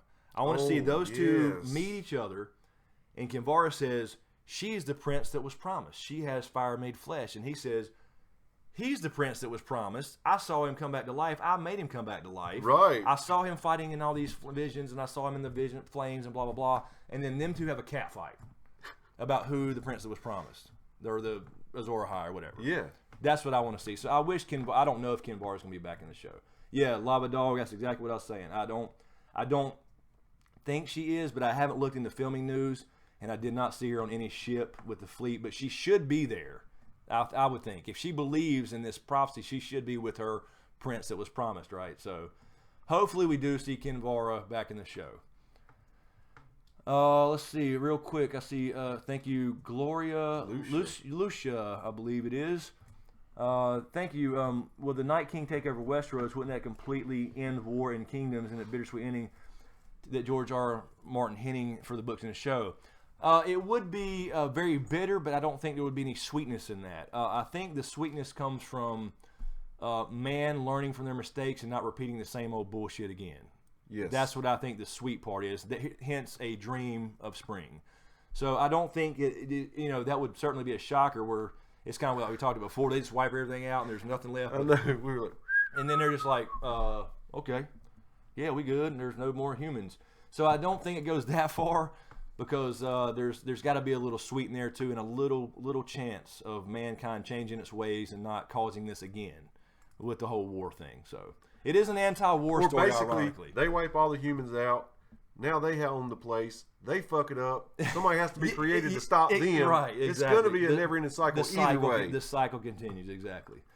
Okay, all right. Thank you, guys. We're going to take a quick break. Let the dog out. Riddick's wanting to go out. So give us just a few minutes, and we will be right back. Thanks for hanging out with us, and we'll keep going.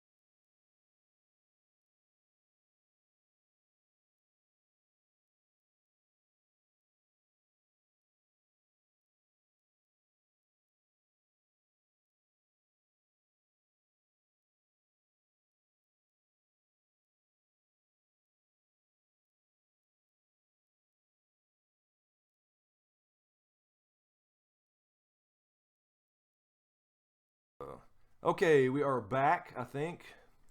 Let me just, as usual, I'm just checking this. I'm glad we're not having internet issues. Me too. Okay, now we are healthy and not dropping frames. Awesome, 0%. So, good to go. We are back. Let's see. First off, I got some emails here. A couple of new Patreons. Hoon, thank you very much. Michelle McCracken, thank you very much for two new Patreons. And Joey Pace, thank you for the donation through Streamlabs. And let me see if you had a question with yours. Let me check that real quick. Oops, wrong page. All right, I'll get there in a second. I didn't see. Okay, I don't see a question. Celine. Either way, it was through PayPal. This Thank you is very for you. much. Thank you very much, Joey. All right. So let's get back to. There's your sun drop can. All right. Let's see what we got here. Let's see. Okay, who has? Let me ask you this question real quick. I saw. Okay. Kara Cummings asks, "Who has Ned's bones, and what are they doing with them?" In the show, Ned's bones apparently made it back to Winterfell. Catelyn had Littlefinger delivered them. What about his skull? Yeah. All together? I think Okay. I think technically they're supposed to pull that down as a thing, let him be buried properly. Good. They should. So they're back in Winterfell on the show because if you remember last year in season 6, Jon, after Rickon died, they brought his body in and said, "I want him buried beside my father." So we're assuming those bones made it back to Winterfell. True. That Catelyn had them shipped there. Good memory. So steel trap, man. see here. Let's see. Kyle Dubs, let's see there. If Q&A, if you acknowledge supernatural magic exists, where does it come from and why might there be no God? Well, I think, Kyle, in the sense of magic, it's just kind of part of nature. It's just a natural thing. So, but I think the thing with the religions for me is I think people see through their prism of religion and they think that magic is a religious or supernatural thing when it's just kind of a natural thing. I know that's kind of simple, but No. it's just imagine a world where you can just stick your hand up and force push something and it's just a natural thing that happens. You don't think twice about it. You were born into it, so you wouldn't think anything special about it. But if you didn't experience that, and then all of a sudden one day you saw somebody do it, you would think they were a god, and so that would form a religion in your head in a certain extent. Yeah, we've talked about stuff. There's like a that. very cool story, and this is off the subject of Game of Thrones, but it's a very cool, very cool story here that makes me think of things like this. In World War II, we had a little base set up. The U.S. did on a small island in the Pacific. And on this base were native people, and we set up a temporary airstrip there.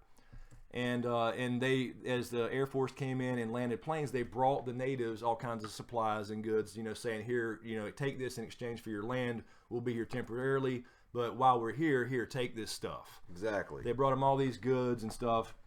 And once they left, once the war was over, the U.S. packed up and left and took all that stuff and took off. And those people then went and started making airplanes essentially out of brush and burning them to the gods to come back, for these metal birds to come back and bring them things. And that was during World War II. So an entirely new religion was founded just off technology. So that's the idea I think of, or the last example I 75 think of. years. Yes. There's so that places on Earth still like that, Very, very recent in the scheme of things. So that's the idea I have about the whole religion thing. It's just a natural thing that is there and can be tapped into by just about anybody, I think, to some extent. But of course, we also have the Targaryen and Stark, and blood helps DNA. So let me ask you this. This is from Eric Larson. It all says, right. With 2 Kingsguard at the Tower of Joy with Lyanna, do you think Sir Barristan, Jaime, and the Kingsguard may have known Lyanna was pregnant and in turn supports Jon's claim? I think, in a sense, yes. I think that, just by seeing Lyanna, you knew she was pregnant before she actually had the child. So I think that they probably knew it was Rhaegar's heir. That's why they were there in the first place. So they didn't know the baby, of course. They never saw it born because they were killed, and there were three in the books, 3 Kingsguard, and they kind of combined. Oswald went with another one in the show, but I think essentially yes, that was the idea, was they were protecting the heir, Rhaegar's son. So yes, in that sense, yes. Now Selmy wasn't there; he was on the Trident, and that's when he actually. That's why he was kind of pardoned and allowed to. He was such an honorable man. Robert allowed him to, serve under him as well. Yeah. So yes, he wouldn't have necessarily known. But let's see. I gotta ask you this one. I've seen it earlier. This is from Dave Tresky. Who is more important, Bran or Jon? That's a big question. Man, that's a good question. Jon being the Song of Ice and Fire. Yeah, I mean, it's super important. It's kind of an equal thing, don't you think? I think that Bran gets the information about Jon and what he needs to do. And Jon has to be the one to do it. So one without the other is kind of like peanut with no butter, ham and no burger, Kool-Aid and no sugar. Oh, jeez, dude, that's horrible. Oh, so let's see. Do you think make a sword and name it Sundrop? Yes, that would be my sword name. Let's see here. The Onion Knight. Let's get somebody different here. The Onion Knight. Q&A. What do you make of the fact that Cratcher said he was good with the gods good with the gods, the right gods, after being called a bastard, presumably the White Walkers, and so did his daughters. Yeah, I just think it meant he was good with the gods in the sense of, before that, he had probably never seen any, like we were talking about with the religious thing. Mm-hmm. Before Craster, like he had never seen anything that remotely interested him as far as magic and gods. But then when he somehow made this pact with the White Walkers and saw their actual power, where they can, bring the storm and make it colder and manipulate ice, all of a sudden he's religious. So he calls them gods. So I think that's exactly what we were kind of just talking about. It is. The question that we've always had is, how does he communicate? Because realistically, anything that stretches our ability to comprehend becomes godlike. Yes. It becomes, it's that... Absolutely. You know what I'm saying. Yeah, and it's been that way since the beginning of time, essentially, right? Mr. Scotty, do you think the White Walkers speak the old tongue? I think that's certainly possible. It depends, but the way it's described is, in the prologue of A Game of Thrones, they didn't really do so much in the books. I mean, in the show, but it's more of a, Garrett here screeching and almost laughing. It's like icy sounds, and that was their language. So, yeah, is that what the old tongue sounds like? I don't know. It's a good question. Good question. That would make sense, though. Certainly makes sense. Let's see. That's a new one. Stacy Smith says, theory. Let's see a theory here. The White Walker let Sam live in the order to raise little Sam to continue the line of White Walkers.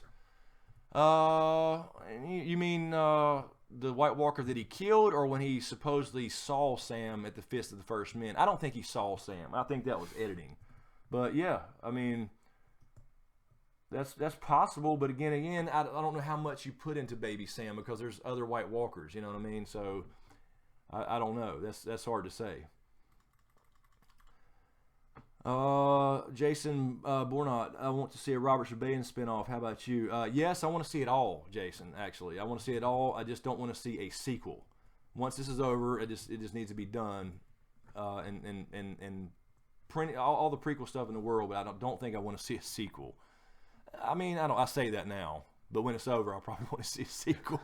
You know what I mean? Just like kind of catch up to, maybe some characters to see how they're doing, 10 years later or whatever. Maybe they're kids. I don't know. That maybe be cool. For me, from Celine, or from Q&A, is Ashoka still alive? Yes, Bernie. I think Ahsoka is still alive. We got a Star Wars question. Yes. From BLW22 for James, Q&A, could Sundrop kill the White Walkers and save everyone with a refreshing beverage? That's all they want. That's it. That's why they're coming. But they have to come south. Yes. To get it. Exactly. It's a regional drink. I love how people integrate stuff in this show with Sundrop. Let's see. Thomas, do you think the breaking of the? Let me stop it here, Thomas. Thomas, is that Eli or Ellie? I'm sorry if I'm screwing your name up. Do you think the breaking of the neck and the arm of Dorn were attempted at creating the White Walker that failed in the vein of the Azor Ahai creating prophecy? I mean, I think that's pretty straightforward. They tried to break the arm and then they flood the neck, which became the neck and didn't completely break it off. I think that was a failed attempt in and of itself, which was kind of, if you think about it, it was kind of dumb. The white men were already there. There were already too many men there, but they wanted to stop the flow of men. So then, after the neck didn't work, because it basically flooded it versus actually cutting it off from the north, I think that's when they said, okay, we got to go nuclear. And that's when they did the White Walker thing, which threw off the balance of nature, and that's why the seasons are out of whack. Let's see. Matt M. This is for James right here, because James was just talking about this. Q&A, any significance of Jon, Dany, and Tyrion all losing their mothers during childbirth and being responsible for their loved ones dying? Jon more abstractly with Ygritte, and Tyrion and Dany literally. There you go, the Tyrion Targaryen. I know that. I was just talking about this. It's definitely interesting because you have three main characters, huge characters in this story. Huge characters, the biggest characters actually, and they all inadvertently killed their mom during childbirth. I just think there's something to that. I really do. Now, to play devil's advocate, you have to mention though that during this time period, a lot of people. Oh yeah, but they did. The three main characters, I think there's that is certainly support for that theory. Let's see. Jason, again, in a fair fight, who would win, Ned or Jaime? Oh man, that's a tough one. Yeah, it was a good draw going on there until Jaime's men interrupted. Ned, when he was younger, for sure. I don't know. That's pretty close. I would say Ned when he was younger. Right now, like if it was the time of the show, like we saw, I think Jaime would have probably eventually got him, only because of age and just a little bit of speed. So I would give the edge right now or currently to Jaime. Younger Ned, probably Ned, just because he was more seasoned. Why is Jaime never married? He can't. Because Kingsguard? Because he's a Kingsguard. Aerys, you give up. I know you give up all your right to inherit stuff, but it's almost like and you're celibate as well, like Night's Watch. Yeah, just exactly. And Aerys did that to spite Tywin. He did that despite Tywin, because Tywin got tired of after 20 years of him being jealous of Tywin, because he was really running the realm essentially, and all the whispers, and that's part of the reason he ended up, because they were really close for a long time. So that he did that despite Tywin to basically take his heir. I know there's rumors, about him and Cersei. A lot of people you see on the show at least talk about it, and hint that they know what you think is a secret. Right. So it makes you wonder what all, No, he had to be a secret dad and all. I mean, it's just terrible. I hate that lifestyle. Yeah, and then as soon as he came out to Myrcella and stuff, she dies because she's poisoned, right? I know. As soon as he gets her, he's able to open up to her. I know, man. That was so sad. Yeah, and Jaime's arc was really, really good. You know how much you hated his guts in the first couple seasons. I did. And that's what's great about the show. Big Cincy, Q&A, do you think the reason the Children of the Forest created the White Walkers after the pact with the First Men because they were still infringing on the Deep Forest? It's really not, we're really not sure. I think they did that right after, like we were talking about a minute ago, after the flooding of the neck didn't quite work.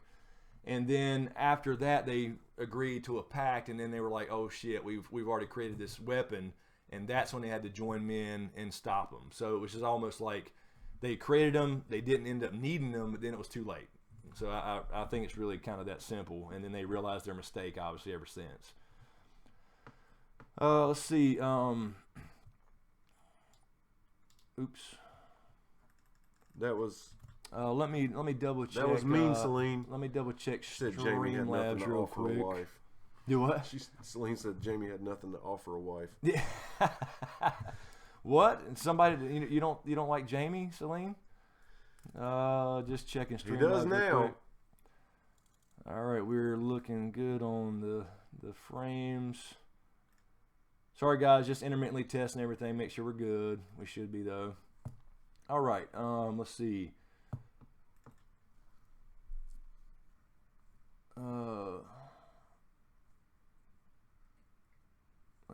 what I just see there. Ashley Bauer, Q&A, do you think Dario will stay in Marine or will he follow Danny to Westeros? That's a good question. Like I said, I haven't looked into any filming news to see if we're going to see him, and I don't think we will, honestly, in the show. I think he's pretty much done. I think Essos is pretty much done. And again, I'm just talking about the show. Obviously, that's going to be a big difference in the books, a bit different as far as Essos and the whole thing. But you know, part of me wants to see Daria because he does mention like taking Castle Rock. He was all excited about it. And then she's like, nah, you're staying here and keeping the peace while they elect their new leaders. But I think for the sake of the show, they probably will shut him out. I mean, just to kind of keep it simple. They're wrapping this thing up quick. So they don't want to introduce a new storyline where he comes across and betrays her or whatever it is. What we got here? What was that, Mike? Ferrari 150. I can't even read that. What was it? Too explicit? Yes. Mike, thank you, Mike. Appreciate it. Bullet Club for life. I didn't see the comment you were referring to. Mike Bushnell, I think, man, you would crack me up if we ever hung out. You need to come to Con of Thrones, dude. Your one-liners just kill me. Yeah, he when he's he'll have like the second or third comment and say, "I'm sorry, I'm so late." I know. Yeah, stay on it, Mike. You got to be first every damn video, man. Oh yes. Let's see.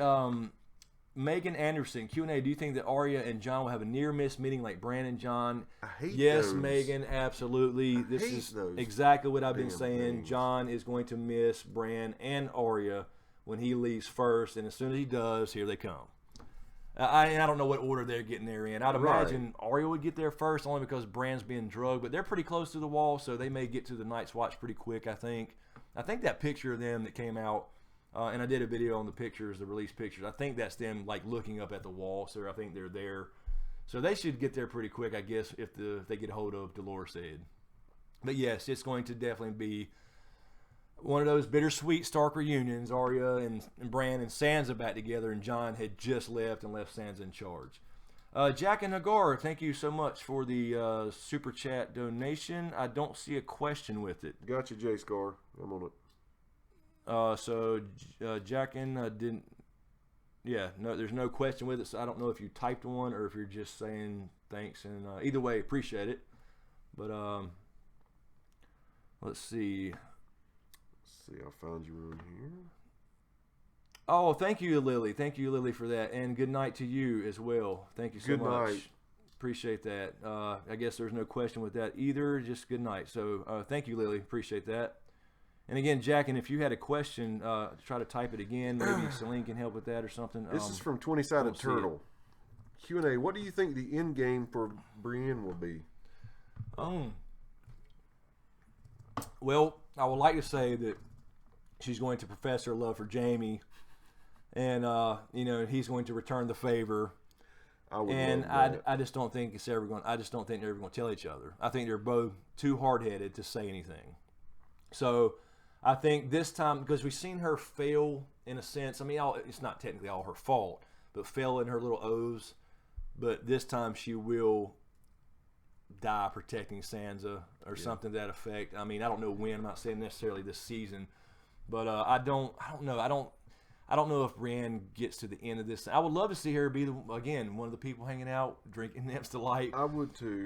By her side, that would be great, but I don't see it, and I don't know. I mean, it's just a guess on my part completely because I just think this is going to be bad. If I mean, think about it. The Red Wedding was horrible, but imagine that in a sense. I mean, I know that was more horrible because it was a surprise and it was a betrayal, but a lot of people was going to die. And it's kind of like just, pick a handful. And we talked about this last week as a good little theory. Maybe 7 remain. 7 remain. Because a lot of people like to put the faith of the 7 with certain people. Yeah. So, anyway, I feel for her anyway if she survives because she has lived such a rough and tumble life. Yes. Now, she's tall. And tall people, they have struggles later in life anyway. She's female, osteoporosis. Yes, we have bad backs, arthritis, all the. If she lives, she's gonna be crippled later in life. Andrew, thank you for the donation through Super Chat. Q&A, is there any chance Stannis is alive? Can't say they let such a major character die off screen. Plus, I don't think Brienne has the balls. Andrew, I do think he's dead. Unfortunately, he's still alive in the books, and I think there will be a twist with him there. But in the show, he's definitely dead. I think that they actually did the little beautiful death poster, and it said "Do your duty." So unfortunately, Stannis the Menace is gone in the show. Great character, Mike. Thank you again for another little donation. A wild Riddick appears. Thank you. Thank you, Mike. Yeah, did the camera catch him? I don't think. Maybe he just so. Walked by me. Maybe you saw. Well, I don't know. That's pretty damn high. He'd have to come to your shoulder. He did walk around the corner. Maybe saw his reflection. And get back on the couch. Yeah, maybe so. Maybe he did. His reflection there. All right, hold on one second, guys. Let me check. Something here. Not that. I didn't see. Yeah. I'm not seeing these now. I could be missing them because we're reading the comments, but I'm not seeing these little super chat things pop up live. Let me do it. Okay, still working. You have to tell me more about that patch face guy off camera. Yeah, he's a pretty deep character. I mean, well, he's such a Riddler. He's one of the more intriguing characters. All right. Let's see here. Let me get back to live. Alrighty. Let's see. Celine has a question from the Holy Man. Q&A. Can you talk about the? I can't. Well, it's flying by. Dang it! I hate it when that happens. Q&A. Do you think Tyrion's knowledge of the underground tunnels beneath King's Landing will play a part in the upcoming season? I actually thought about that. That's a good question. I think it could be if they go to get Gendry. So because he's wanted. We saw that scene. Yeah, and it looks like they do. We do know that Gendry is going to be back, and probably we think going to be granted by Dany, Lord of Storm's End again, all that kind of stuff. So I think that's possible. That he gets back into King's Landing that way to find him. Although that's what I've never really understood. If that happens, why send him? Just send Davos up in there. Why is he going to King's Landing where he's a wanted man? So I definitely think that's certainly possible. Do you think Robin is Littlefinger's son? Somebody asked. I don't know. I mean, I think it's certainly possible. It fits with the narrative of him kind of being weak and small. It fits kind of Littlefinger's backstory with Brandon. When he was weak and small and tried to duel Brandon, and Brandon basically cut him up and could have killed him, but Kat said no. It does fit that. Didn't seem like the kind of woman who would. With Jon Arryn, just do that if she was in love with Littlefinger. I think she would be like the kind that would give him the cold shoulder if, and he probably wasn't looking for sex that late in life anyway. Yes, she would have to do it at least once to convince him that is true. He was an older and Littlefinger and her had this plotting going on, so it makes sense, and I could very well see it. The question is will Littlefinger find that out, or does it really matter because he's already kind of in control there in the show? Yeah, I don't think does it really matter if he's a son, even because he's essentially. I think they've already discussed it. It just wasn't important enough to put in the story. That's true. I mean, I do feel like it's just kind of a known, like a given. Let's see, Jaxie. Thank you so much, Jaxie. And Jaxie, do you have a good night and keep up the good work? Maybe next week we can look into Ghost and Nymeria meeting. Yes. Good night, Jaxie. Thank you very much. That would be cool. Really would. I do want to see. We will see Nymeria again for sure. And we do talk about the human reunions and what's going to happen. But I would like for those direwolves to reunite. Yeah, I think we may get one of those kind of little reunions at some point. But again. Yeah, exactly. Mike saying the wolf pack. Yes, in the books there's a huge wolf pack, and they should bring her back in the show. I'm a one-man wolf pack. Yeah, exactly. But again, if Jon leave, well, no, that's right. Jon's probably going to leave Ghost in Winterfell for the sake of CGI. You know what I mean? So he'll probably stay in Winterfell with Sansa protecting her, and that's when if Arya finds Nymeria in the Riverlands before she gets back up to Winterfell, we could see that. Jack in Steeler country here, and I don't have anything against the Steelers, but keep pounding there, Jackin. Mr. Scotty, update your money total on screen like a telethon. Yeah, it automatically does that if people are donating to the Streamlabs thing. It should automatically update. And one came through. I saw. Yeah, I did see it a minute Okay. ago. I hadn't seen. I could just be missing them. But I usually hear them in the headphones there. Let's see. It must be nice to be a Steelers fan, though. You know what I mean? It's easy to be a Steelers fan. Yeah, or like a Patriots fan. Yeah, I mean, all those. Panthers are going to make the playoffs. I don't know. I think this is the year we should, because we every other year we suck. Every other year we're great or good. So yes, we should this year. I think Atlanta has the Super Bowl blues because we had them. We had the Super Bowl blues all last year. And Atlanta, that took the heart out of them, just like it did us. Raider Nation, how do you think about the Raiders going to Las Vegas? Yeah. Derek Brock, Vegas Raiders at some point. What's they? 2 more years? They have to play 2 more years. I think that's before they go out to Vegas. But hell, they got that big boost when. That's Celine. I just answered. I'm sorry, Celine. I don't know if you heard me. I did answer Christian's question. About Tyrion's knowledge of the underground tunnels. I do think that'll play a part with him going to get Gendry. Packer fan. Hey, I don't have anything against the Packers. I don't hate. The only team I said this last week just to get it out there again. The only team I hate is the Patriots. I can't stand Belichick. I'm sorry. I have no problem with the Packers. I like the Packers, but I don't pull for anybody but my team. It's kind of like racing. I don't understand racing. How can you pick like 4 cars and pull for them? I don't see how people can do it. Yeah, I'll go with number 9, number 3, number. Yeah. Pick a number. How about them Cowboys? Yeah, how about them with Dax? Right? He's no more Romo. Let's see. I'm sorry, Mr. Scotty. It's the way it is. We're keeping it real. Videogate, yes. See, that's exactly right. Ferrari. Videogate from the 2003 Super Bowl. Exactly. They filmed a lot of people, and they filmed our practices. See now. Okay, this is why we love you, Chris. Yeah, we just gotta tell it the way it is, right? Let's see. But them Cowboys, the Bears. Yeah, now we're getting. Now it's all football. Do you think Ed Sheeran might sing a new song about the new King of the North? That would be cool if there's a new song made. Yeah, there hadn't been any new songs in a while. Or maybe there'll be a song after this big battle. One singer left to make a song about it. There's always songs in all these major events, and then there'll be, then we see that sequel. Yeah. Then they're singing the song about the long night and how the saviors came together and saved mankind. So there's a new song that kind of replaces the dreary rains of Castamere. Will John use the sword of the morning? I think it's possible that Dawn. Some people think the show Dawn may actually be in the crypts, and that's certainly possible. I don't think in the so if that's the case, it kind of has to be, because they're not going to show Starfall in the show. They're not going to have them go down to Dorne necessarily. I think Dorne's pretty much wiped out. So I think if that's the case in the show, at least it'll be in the crypts. But I don't necessarily buy that. I do think the book version, Ned probably did do the honorable thing and took Dawn back to Starfall.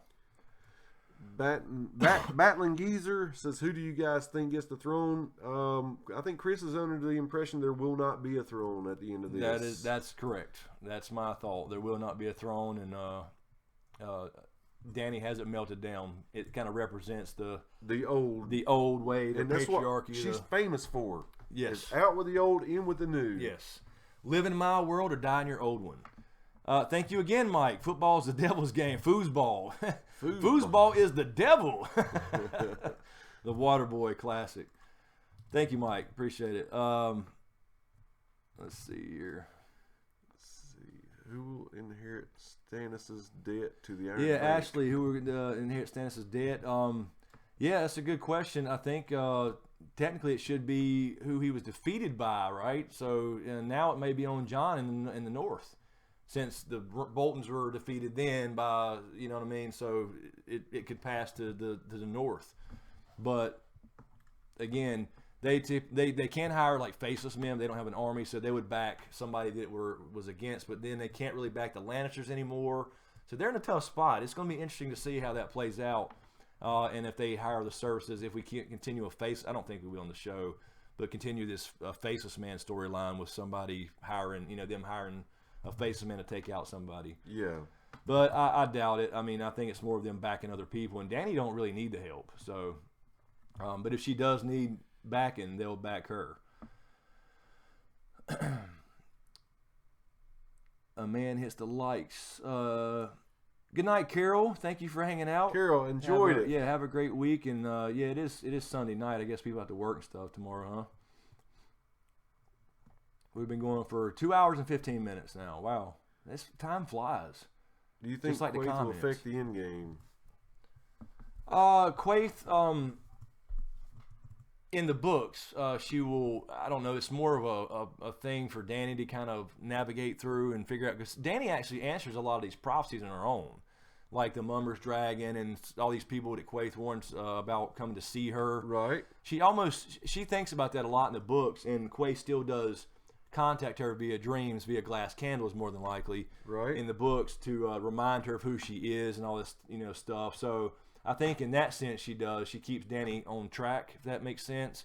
But Danny kind of answers in her own riddles a little bit, and not that she's necessarily right. Yeah. But she's automatically thinking about when something happens. She's thinking about, is that what Quaith meant? So she kind of answers some of these herself. That's a trip in the book. So in that sense, I think so. I don't think we're seeing Quaith again in the show. Q&A, do I think Matthew Hernandez, do we think she gets Storms in the TV show?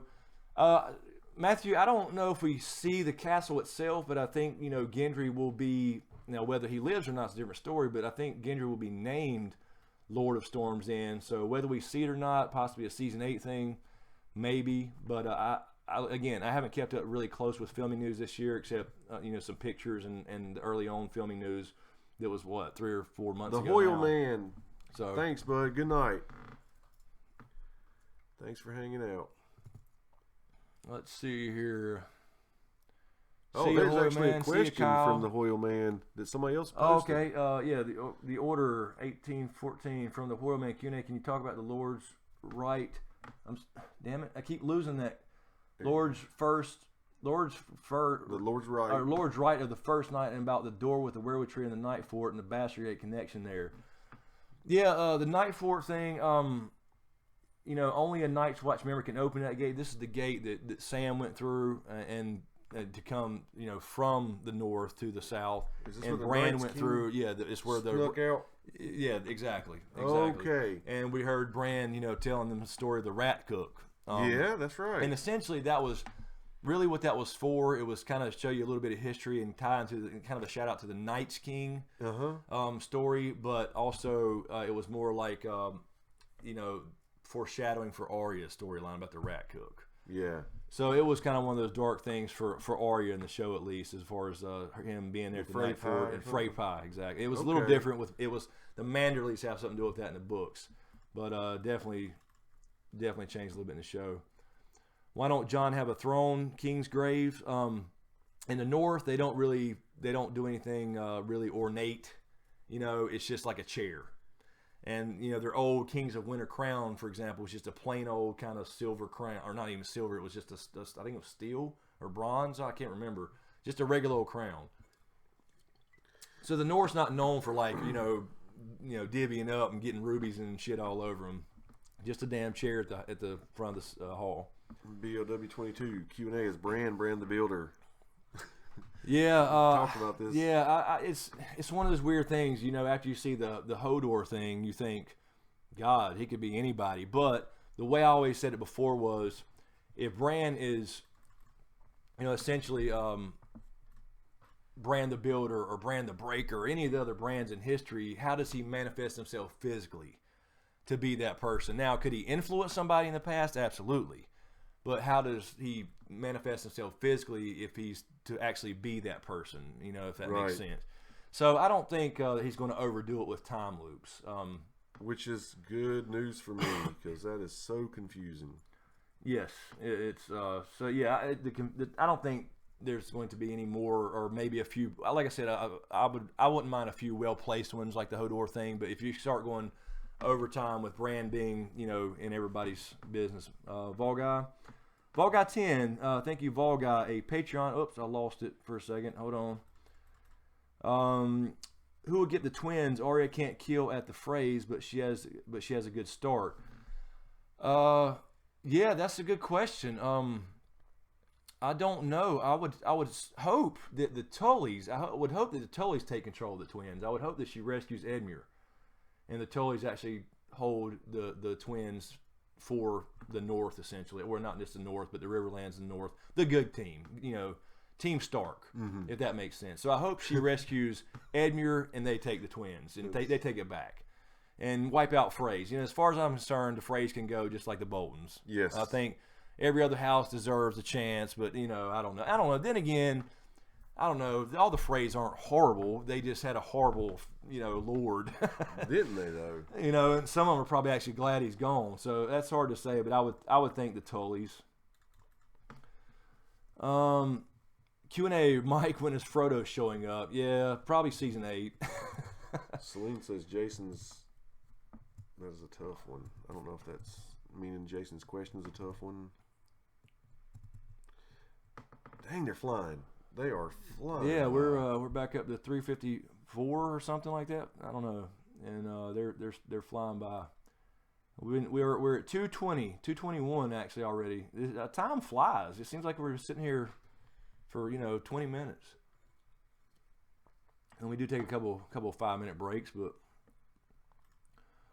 here's a good one. Dragon 5616. Oh, I'm sorry. Is Littlefinger's tragic flaw his obsession with Sansa? Will Sansa, Cat and Sansa, will Sansa use it to take him out? Is that going to be his Achilles heel? Yeah, I mean, it could be. I don't really know how obsessed he is with them other than their names. We talked about this in something. Mm-hmm. Something came up. Oh, it was the foreshadowing video in season 1 when Roz comes to King's Landing. Mm-hmm.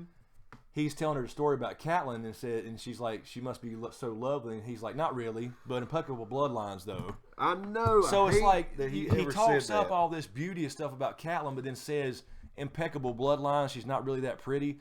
So he's really using the start. All of his intentions. Yeah, I think ever since he got literally scarred by Brandon and then mentally scarred by Brandon at the same time, I don't think he thinks Catelyn and even maybe Sansa, because she's a younger version of Catelyn, is that physically beautiful in his eyes. But he's using the name.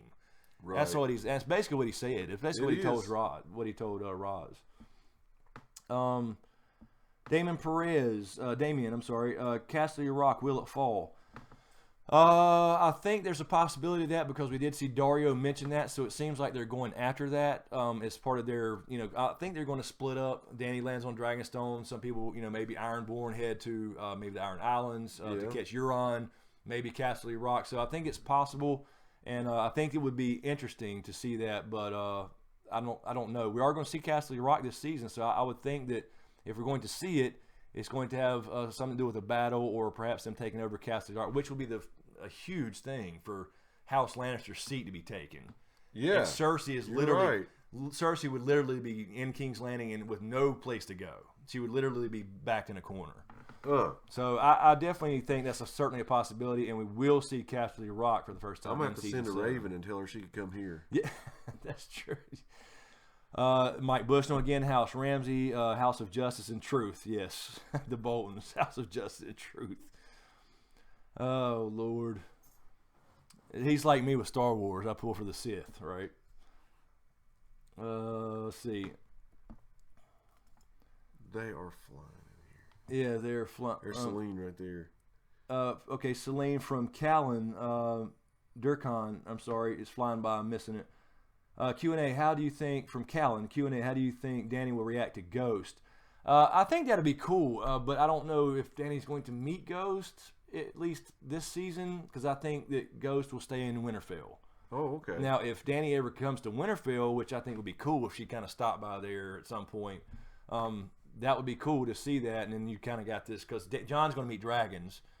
So let's let Danny meet the ice side, right? The critters. So let's I think that'd be cool. But yeah, I think I don't know. She's seen dragons. I think once you've seen a dragon, you've seen it all. So I don't know if she'd be super enthused. You know what I mean? I know what you're saying. I don't know. Mia C, got to go. Wish you could stay. Y'all are amazing. Good night. Thank you, Mia C, for hanging out. Always a pleasure, Mia. Thanks for hanging. Yes. How will Brand cross the wall? I think I just saw that. I'm sorry. Zacatron 300. How will Brand cross the wall? I think that he will make. This is kind of what I did in Brand's dilemma video a while back.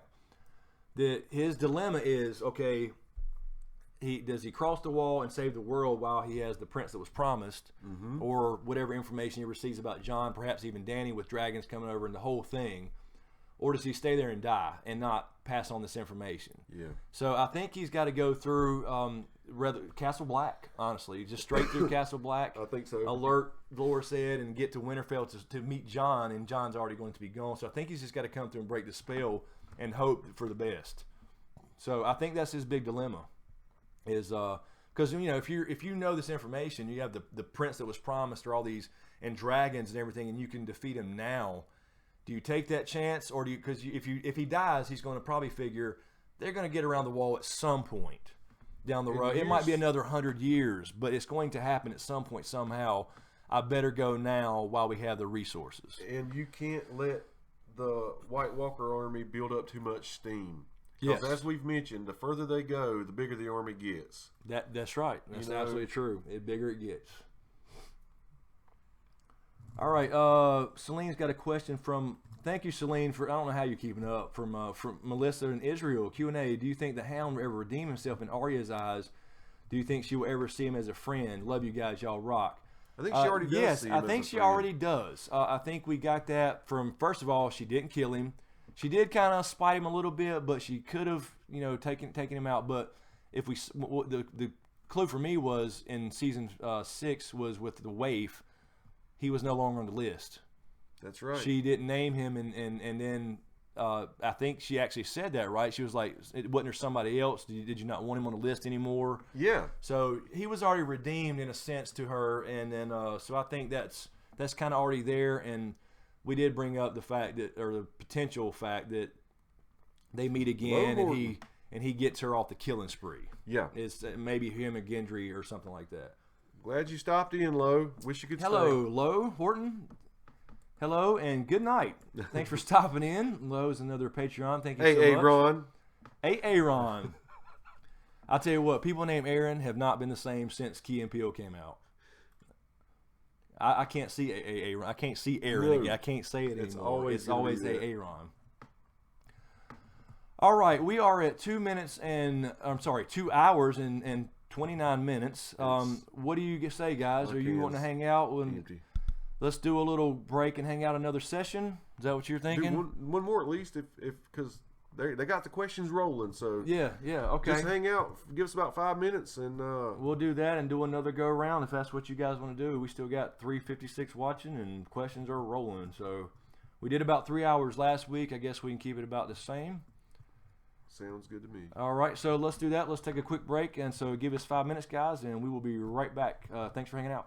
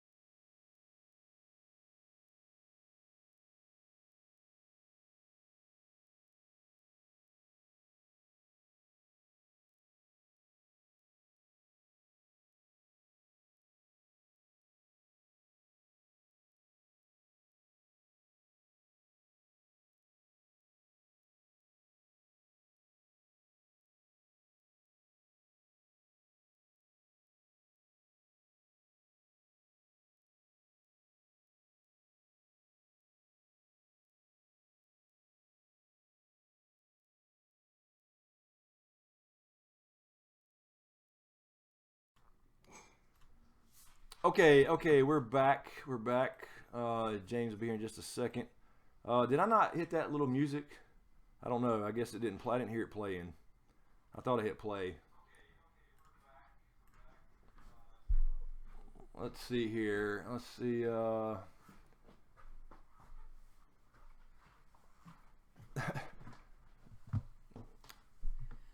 right. Let's see. Let me just check everything again as usual. Every time we pause it, it says check audio settings, and then it goes back to healthy. And again, let me check Streamlabs because I'm not sure if some of these little alerts are coming through. Most I've seen quite a few, but of course I could just be missing them.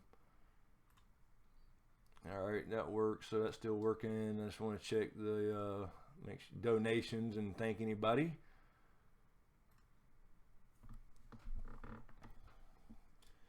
Okay. All right, we still have 289. Let's see here. Okay, I have a question for you. This is from Dante Faris. Okay, first off, real quick, let me ask Celine, would you like some help in moderating? You're kicking ass and taking names for damn sure, but I know the order 1814 has repeated a lot of questions for people. Yeah, Jay Scar is helping out a lot too. So there you go, order 1814. If you don't, you can. I just made you a mod, just in case. You don't have to do it by any means. Don't think you have to, but it's much appreciated. Could you do Jay Scar? Yeah, if Jay Scar. Okay, I see. He actually. Oops, hold on. There you go, Jay Scar. Thank you. But yeah, you don't feel like you're obligated by any means. Just Celine's she's a super mod, great, yeah. Super mod, but it's a lot of comments to keep with, and she's helping, send out links and everything. All right, let's see. So what here's we got. Dante Faris. Jay Scar, you are now moderated. Thank you. In the order you're moderated, but you don't have to. Don't feel like you're obligated. It's just help people out, and if somebody says something really stupid, Nightbot takes care of most people, I think. All right. This is. Okay, you have some. I'm yeah, sorry. I'm Get your thinking cap on. Dante Faris, Q&A in the books. Arya heard her father's voice say, "The lone wolf dies, but the pack survives." Do you think she or Bran will die because they are currently alone? That's a good question. I don't think so right now, and I don't know. We've had a discussion about Bran a little bit. If magic has to go away at the end of this thing or whatever. Refresh mods. What? I'm sorry. I didn't. I figured you'd know what she was talking about. I don't know. Let me check here. Hold on. We got Jay Scar. Cool. Celine, the Order 18, and Nightbot, and Mark Joseph. I don't think he's here tonight, but yeah, they're there. So yeah, what do you think about what she heard her dad say? Yeah, that's interesting, and it kind of makes me think about the quote from the books here is, when John says they're going to find your hand still frozen around your needle, and of course later on the sword got named Needle. Yeah. And so that makes me think of that. So it's certainly possible. I don't think it's going to happen right now. Bran is a possibility. It depends on if you think it's it's going to end with balance and no magic. Although I think Bran could certainly live in a world without magic. It's not like if it goes away, he just drops dead. But yeah, but then again, they're coming together this year, so it kind of depends. I don't think that's going to happen immediately. Maybe an in-game thing, and that depends on how the Arya story goes, really. And of course, the books were just so far ahead, we just don't know because we don't have the damn Winds of Winter. But it's certainly a big line and means something, So it's hard. It's just hard to say. But I don't think they'll immediately die, for sure. Celine has a question from T. Thank you, Celine. Please talk more about the God's Eye. What's going on there? Why didn't we see any scenes there? They don't have a lot of time to build a story. Why is it important? Do you agree? Yes, T. Again, we get a lot of these questions. I refer you to a Dragon Raised by Wolves, the series. Video on this channel. It's on this channel. It's a little playlist. There's 4 parts. It's about the end game, how we think it's going to go down. And it does involve the God's Eye. I do think that the God's Eye is, in a nutshell, I think it's the location of the end of this thing. I'm fairly confident about that. I mean, it could be completely off, but I think that's why we deliberately hear about it when Howland Reed visited there the first time before the turning of Harrenhal, and I think that's why Howland Reed has not shown up when he should have 2 times now to Winterfell with Robb and Jon's coronation as kings in the north. Instead of he sent his kid, so there's a reason he's not just hanging around Greywater Watch. A lot of people say he's in Greywater Watch just hanging out. I don't necessarily buy that, but anyway, that's what I think, and we'll go more detail in a Dragon Part 4. Vert, can you guys switch clothes? Well, when we do the I'm damn sure going to have a Smokescreen tie-dyed shirt when we make one. Hell yes. So, Meridian. Okay, I gotta ask you this. Okay, well, let me get Meridian says, Meridian Mormont, Q&A, do you think Bran will have to fight the Night King's mind? That's damn interesting. I think that kind of showed us when we saw that he could actually touch him physically in a vision that he will be a key player there. So there will be something going on, and maybe he's the key to communicating with him. So I think that may come into play there, because if there's going to be a pact, or at least an attempt at one, they got to communicate like Craster did somehow. So this is from Tom Barrett. It says show Q&A. Is Jaime Azor Ahai? Will Jaime die to kill the Night's King so his deeds could be added to the White Book by Brienne, perhaps? All the foreshadowing seems to point that way. Yeah, that's a good question. I think there's definitely something to the book, and he was like, Sir Barristan Selmy had all these deeds and accomplishments, and Jaime had like a half a page and really wasn't all that glorious, and Joffrey was making fun of him. I do think that was there for a reason. The question is whatever he does, is it about being recognized and being in the White Book, or does he have to do something where he doesn't give a shit about being in the White Book and nobody knows about it? Well, true. You know what I mean? Does that make sense? No, it does. Makes sense. So, it's like, does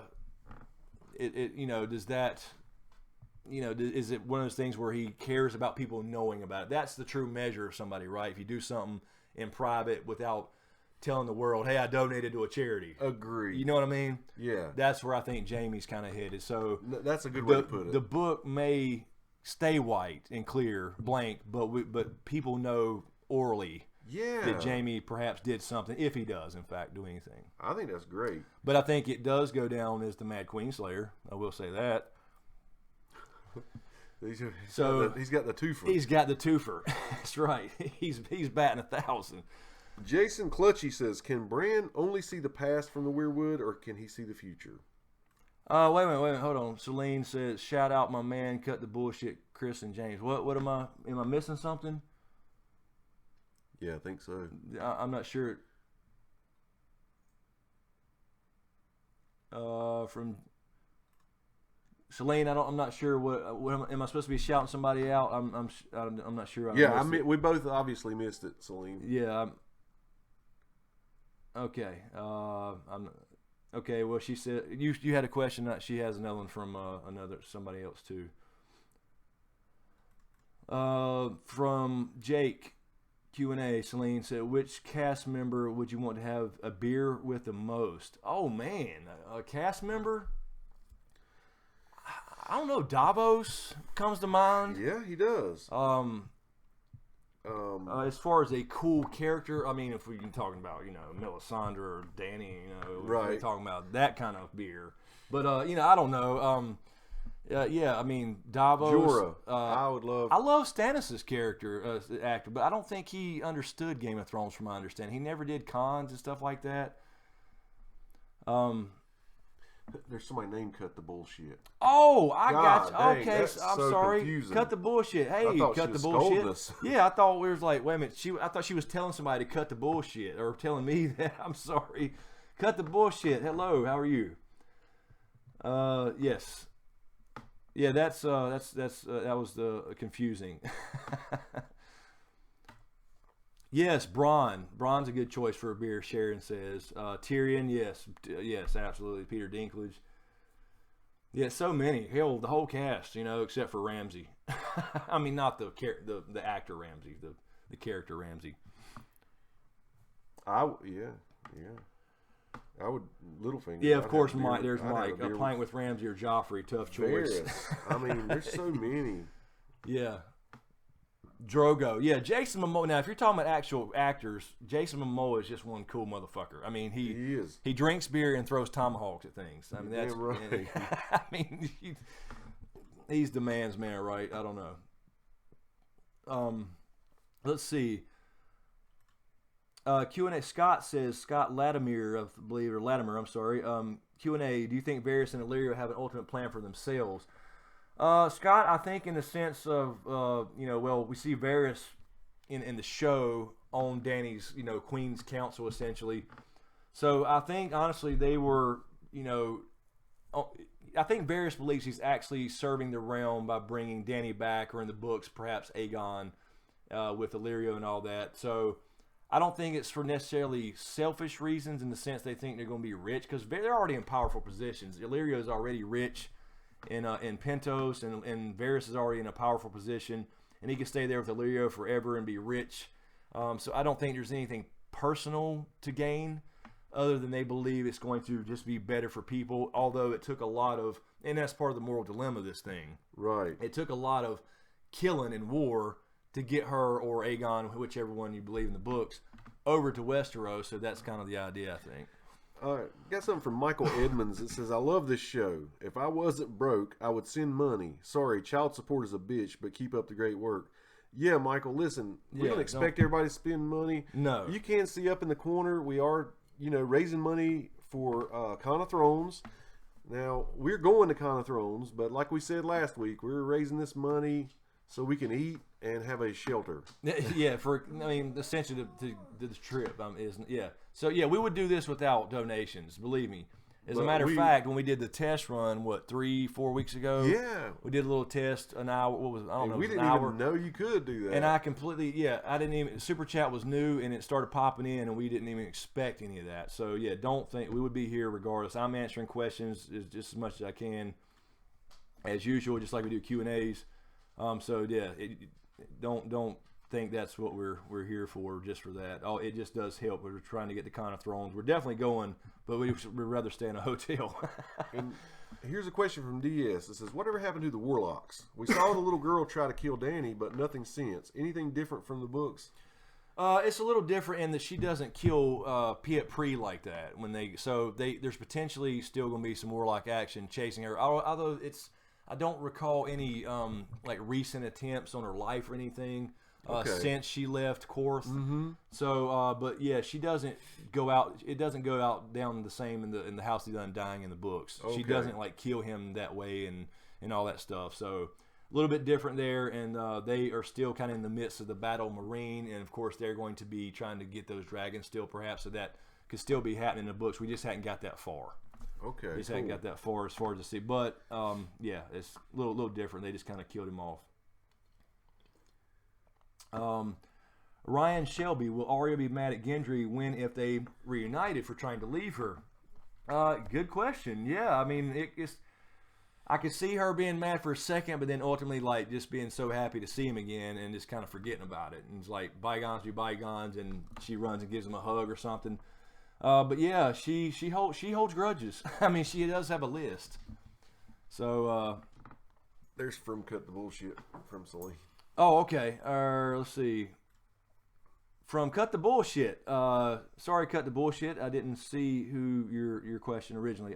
Quick question from Cut the Bullshit. Who is the wittiest character? Tyrion. Has to be. Hands down. Has to be Tyrion. His wit is You're welcome, amazing. DS. Thank you. Yes. Tyrion's. I mean, he literally talked himself out of being killed for his cock. Yes. I mean, think about it. It sounds silly, but that's it's like the perfect example. They won't know it's a dwarf's cock unless you show them the dwarf. That's funny as hell. He talked his way out of the mountain clans. The storm crows killing him in the Vale. I mean, it's like he can talk his way out of anything. So yeah, by far the wittiest, I think. Damien, yes. Gendry being made Lord of, I think so, yes. I believe that for sure, at least in the show. It may be a little different in the book, so we do have Edric Storm and stuff like that there already. But in the show, for sure. Ooh, super chat. Oh, we got a super chat. Oh, I saw the thing that time. Thank you, Wake Up Dead. Thank you. Chance it ends with John finding out. Without finding out. 10%. Yeah, I mean that's we talked about that a little bit before, and I actually made a whole video on like the worst ending, and that would be the worst ending in my opinion. Is he just regardless of what else happens, if he just never finds out.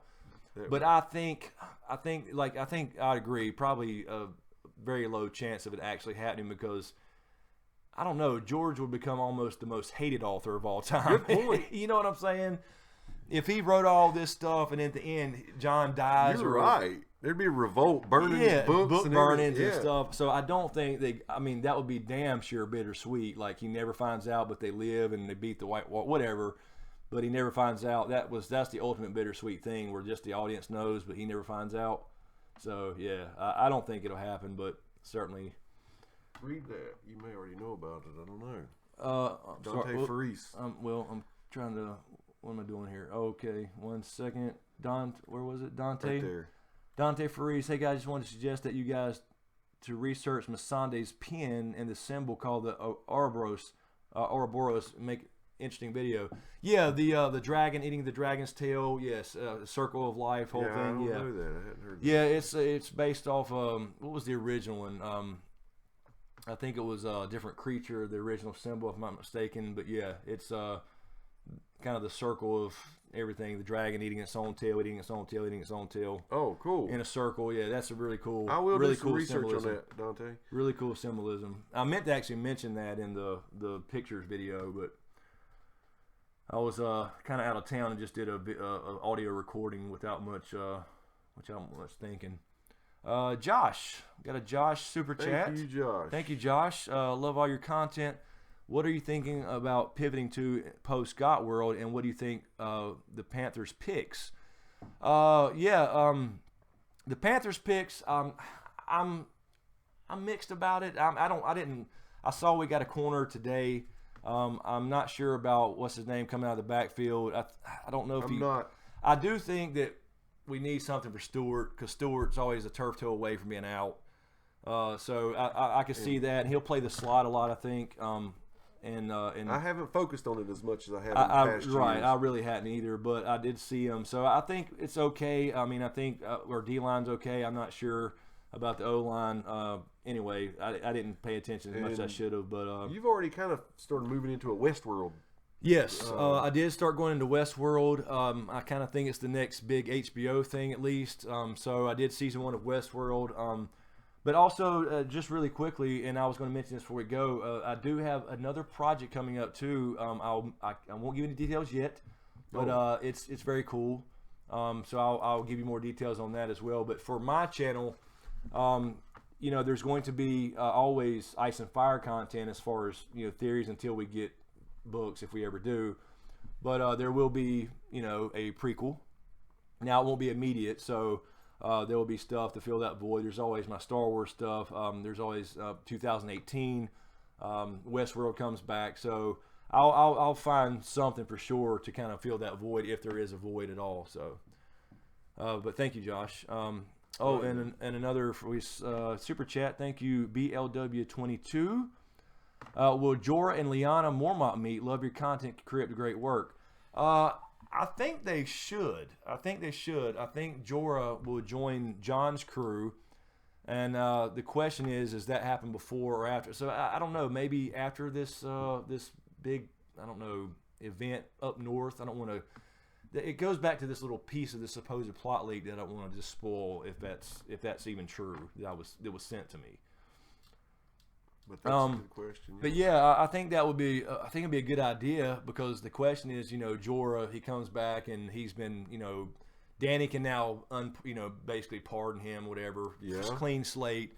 I think people was asked about him meeting Jon and seeing Longclaw with him. Yeah, will he be pissed off about it and all that? And so I don't think so. I think once he understands how Jon and Jorah were close, the Lord Commander, he'll be understanding of that kind of thing. And you know, he's already been banished or whatever, so he'll understand Lyanna being, if they do meet, you know, being essentially lady of House Mormont. He's not going to just want his spot back. He wants to be at Dany's side regardless. And she may choose, if she survives, to stay on Dragonstone. You know, she may not do King's Landing, maybe gone, if anything. A crazy question. You know how I have crazy ones from time to time. Kind of dumb questions sometimes, but you know how sometimes you mentioned there could be a possibility of no magic when this is over. Yeah. If it takes magic to forge Valyrian steel, will they have to throw all of Valyrian steel in the ocean? Or no, I don't think something that's already there. They're not going to go that. Yeah, I wouldn't think so. I mean, but it won't be made again. Yeah, it could. I mean, I think. Well, the question is it? I guess there's a magical property to it, but is it because I think it's fire and blood? I think that's where it comes from. So there's got to be a magical aspect to it. The question is DNA magic, or is it just something that, you know what I mean? Does that make sense? Yeah. But yeah, I don't think it would go as far as anything currently existing that's held by some magical property just disappears or, you know, falls apart or something. Although, you know, you never know.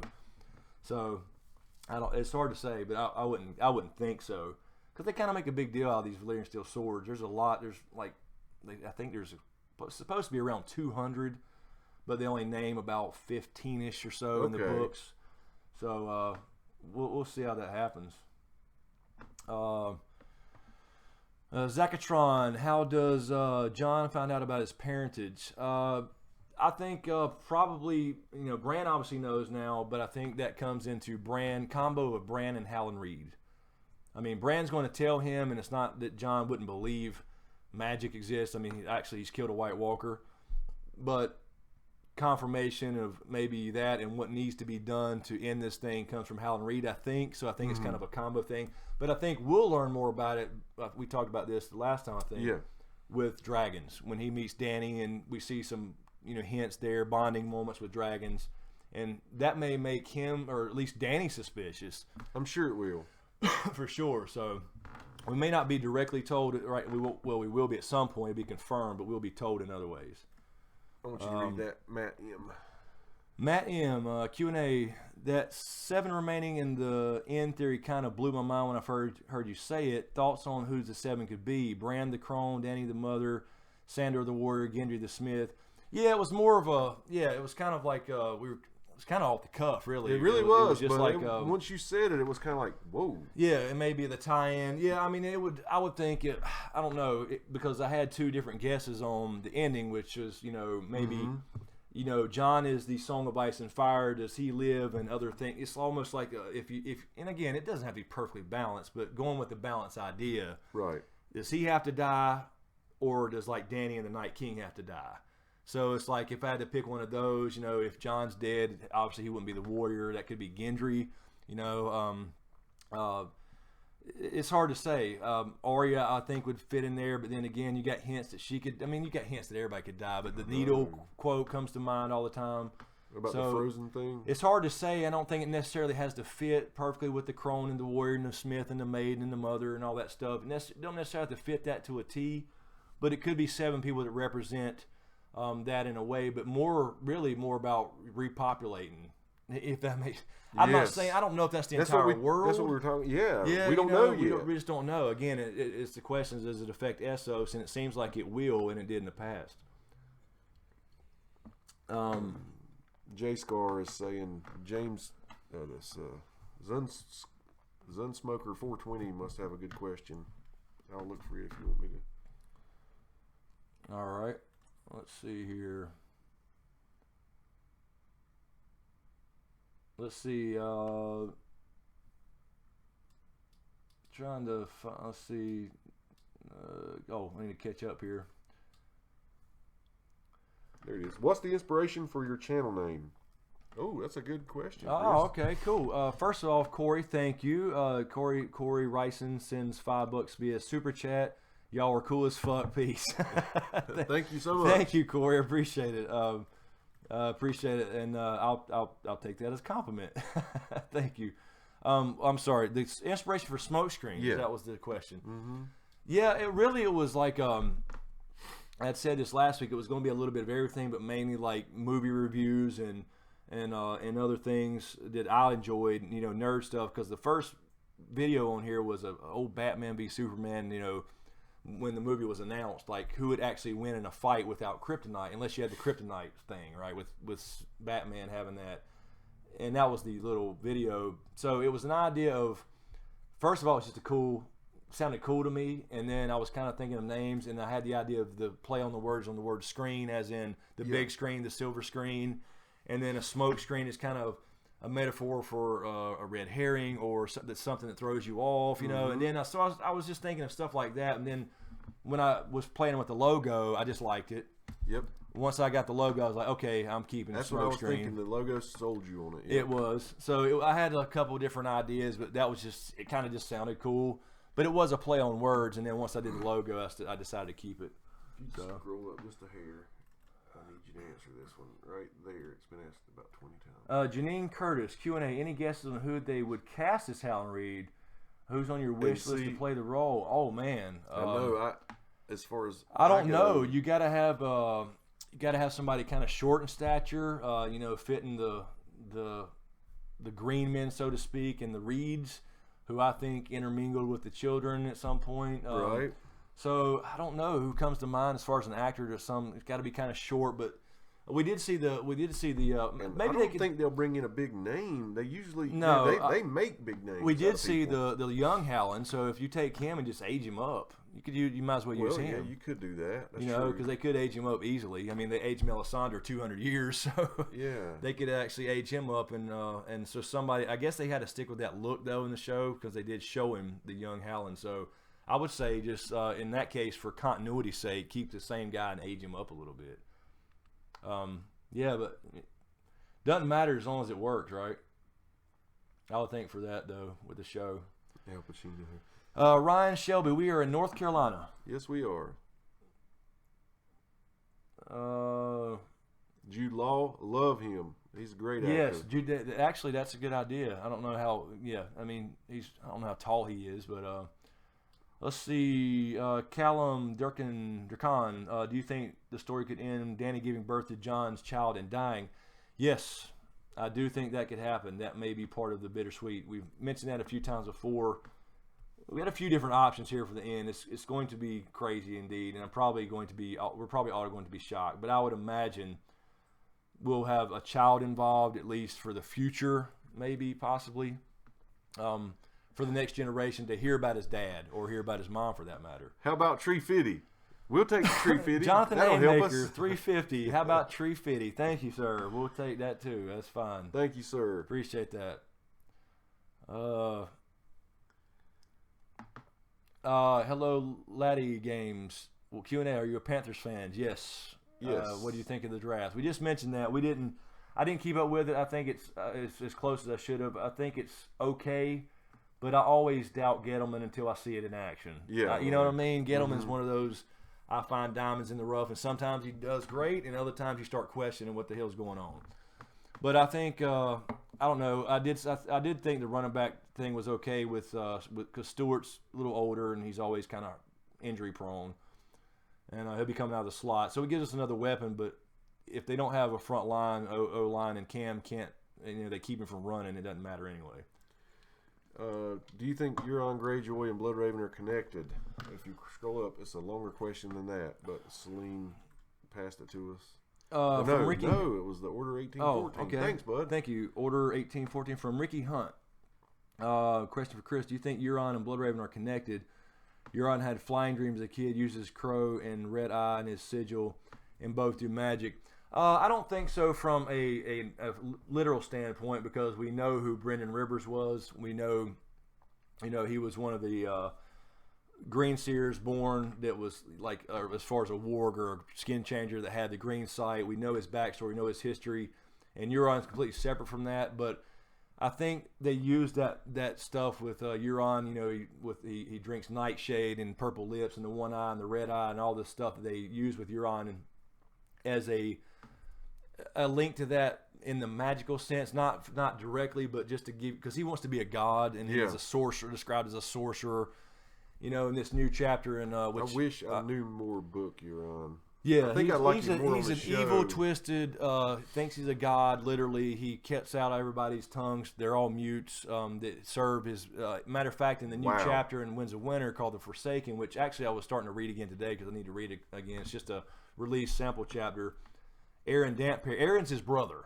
Okay. Aaron Greyjoy. Aaron Dampere. You saw him in the show, but they didn't name him. He's the one that he doesn't support him at all. In the King's Moot in the books, he does in the show for some reason. Like, okay, I'll come with you to murder your brother, or your sister, your nephews and niece. But yeah, in the new Forsaken chapter, it's from the POV of Aaron Dampere being held he's captive by Euron, and he's being he's chained to the bows of his ship and being drank. And they force him to drink nightshade. He sees these visions. He sees these Valyrian steel armor. And yeah, he's an evil, twisted motherfucker. So he's not a good dude. But yeah, that's what I mean. That's why I keep saying that I think that Euron will be a bit underwhelming. Ryan Shelby. Let's see, I'll find it. James Ryan Shelby doing this on the phone, can't copy and paste. Okay. If you could only pick Jon or Dany to live, who do you choose? Wow. Man, God. I'm going to say Dany because... I got it. We've made it through Jon dying before. Yeah, that's true. That's true. Yeah, I don't know. I'd have to say Dany. Only because, I don't know. Only because I just love the history of Targaryens. I would love to see that, in a sense, restored, but bring it up from what it was believed to be with the Aerys being the last shitty king, Targaryen king. You know what I mean? And there's something cool about the backstory there. So I like everybody's look. Dany, kill Dany. She is awful. I've never got the Dany hate, but I mean, I don't know. But I love Jon too as a character, so that's hard to say. All right, how because much longer Jon, we're at 3:07. Okay. All right, what you want to do? We went 3 hours last week. We went like 3 hours and 10 minutes, so we're close to the same time now. We could take a quick break and do another 10-15 minutes, or we can. If we're going to do another 10-15 minutes, I need a break. What do you guys think? Yeah. What do you guys think? We'll leave it up to you guys. You want to do another like 15-20 minutes, 10-15-20 minutes? What do you think? We still have 3:32. Kill Jon, fuck Dany, marry Arya, Jonathan Haymaker. Keep going. Keep going. Okay, cool. Up all night, bot. Mike is the Tyrion of the chat. It might give me just a minute. It might be longer than 5 actual minutes. I'm gonna put some water on my face. It is late where we live. Yeah, I'm gonna get late, pumped up, try to get freshened up so we can answer some questions and give as much energy in the last as I did in the first. Okay, so real quick, the Ali Man Guy, is that the Ali Man Guy 420? Thank you from Watchers in the West. Appreciate that. I didn't see a question there. I'm not sure. Yeah, it's not showing a question, so I guess you just typed that. Thank you. Watchers in the West. Appreciate that. All right, so we'll do it. Yes, because it is late. We'll take another 5 and come back for one more segment. So thanks for hanging out, guys. Gotta go powder the nose. And thank you, Ali.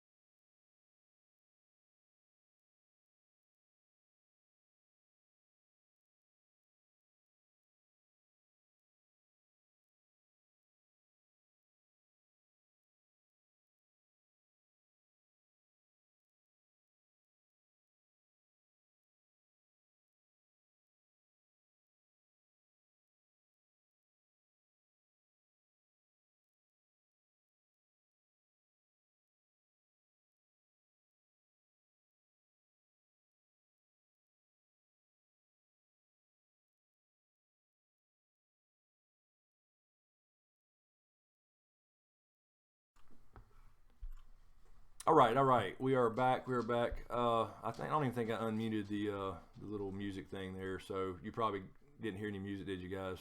Who's My bad. The Sky Knight person? Please come back. Yeah, Sky Knight. I appreciate your dedication. If we missed your question, sorry. Just please ask it again. Hope you hadn't dropped off yet.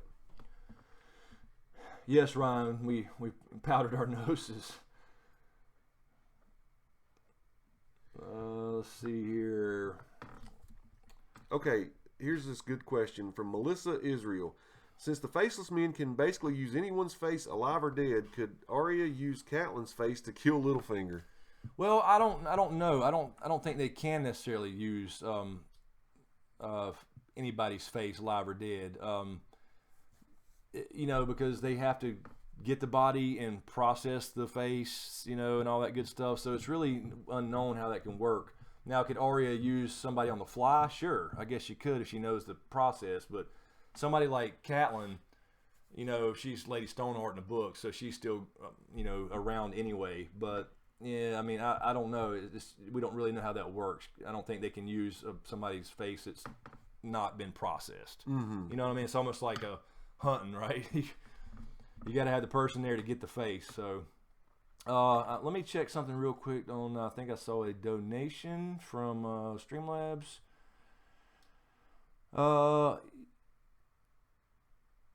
Let's see. Wait a minute. Is the Ryzen, I think, $5. Thank you. Q&A, will Brienne ever switch to Jon's side if Sansa starts hitting that Littlefinger? And will the Wildlings admit Jon is one of the true king if it gives them the Bolton stronghold hype house Wildling? I don't think Brienne would ever switch sides regardless unless it was something horrible, because she takes her oath so seriously. So I don't think there's going to be a side to pick there because, once Littlefinger starts screwing with her, I think that's going to be the end of him. So, and then as far as the Wildling goes, yes, I do think that that's certainly a possibility that Tormund and the Wildlings get the Bolton's place as far as the house, because I think that's going to be part of the thing with Jon and Sansa. The little drama there is, I think Jon's going to be like, okay, the Umbers, I forget. We kind of saw that already. There's nothing to forgive, my lord. We saw that last year in the meeting, the Umbers and the Karstarks and all that. But House Bolton, like I said before, fuck them. Let the Wildlings have the Dreadfort. Let's see. Celine has one. You got one? Well, I was just going to answer Justin Crosby. Oh. No, you don't have to type Q&A, but it does help, just to be honest with you. These things are coming. The questions come in bunches, it seems like, and it feels like a avalanche. We try to get to as many as we can. Yeah, it's all we can promise. Fly by, and sometimes it pauses for a little bit, but then it just blows through. Let's see here. We still have almost 300 people watching, and we'll go another 10 minutes or so and wrap this thing up. It's getting late here as well. Let's see. Mike, time to become an executive producer. There's going to be some changes around here. Ramsey videos daily. Hell yes. Yeah, we'll do House Bolton videos daily for sure. Celine from Capital H Q&A. What is Littlefinger's? Oops, I missed the. What is Littlefinger's goal? How much scheming can he do from the Iron Throne? What's he want the throne for? I think that is his goal. I think he spilled the beans to Sansa, and that's going to be his downfall. I think he just wants the throne. He wants it all. He's told us that before, and you kind of take it as a jest in the middle of the scene. Yeah. But it was the same scene with when he brought Roz to King's Landing. I want it all, my dear. But it's like, okay, but no, he really wants it all. Yeah, he does. So, there's no telling. If he ever got the Iron Throne, he may think about, unifying it and taking over Essos just for shits and giggles. But, he never could really do that. Right. But, yeah, I think that is his goal, is the actual throne, just so he can say he did it without being because he got scarred. He was this kind of, mediocre house, and he came to power using his wits, kind of like Land the Clever from history. Good night, Melissa. Thanks for hanging out. From the man, he says Gendry is the third Targ, And someone earlier said Gendry will be the third Dragon Rider. Well, yeah, it's if you have to have, you don't have to be a Targaryen. No, you don't. But you probably have to have Valyrian blood, and they do. Baratheons do have Valyrian blood because basically they were founded by Aegon the Conqueror allowed his supposed bastard brother to become a house and become House Baratheon anyway. So Gendry very well could be, and then of course you got to think about the books. There's always Aegon / Fagon / Young Griff, who could also be a Dragon Rider regardless if he's a Blackfire. Yes, that's right, Jonathan. Gendry's great grandmother was a Targ, correct. The man, thanks, gents. Yes, sir. Will Varys betray Dany? Yeah, I was just actually reading that from Tommy Soprano, Q&A show. Will Varys betray Dany? I don't think so. I think that was his game. I think we saw from the very get-go when he spoke to Illyrio and Arya overheard that. I don't see any reason to. I don't see any reason. And plus, we're kind of wrapping this thing up. That's what I was thinking. They're not going to get any more big, political storylines. I think all that's been lined up for us pretty much. I think that's pretty much it. The pieces are all there. I don't think we're going to see any more big kind of political things and all that, but the end game's coming, so. Is that Mergen? Wow, still streaming. Yes, we're going to wrap it up here in just a few minutes. It's been a long. We've already got 3 hours and 20 minutes. But it's fun. We love doing it. It's just and like I said before, I don't have to edit anything. It becomes a video, but no editing involved.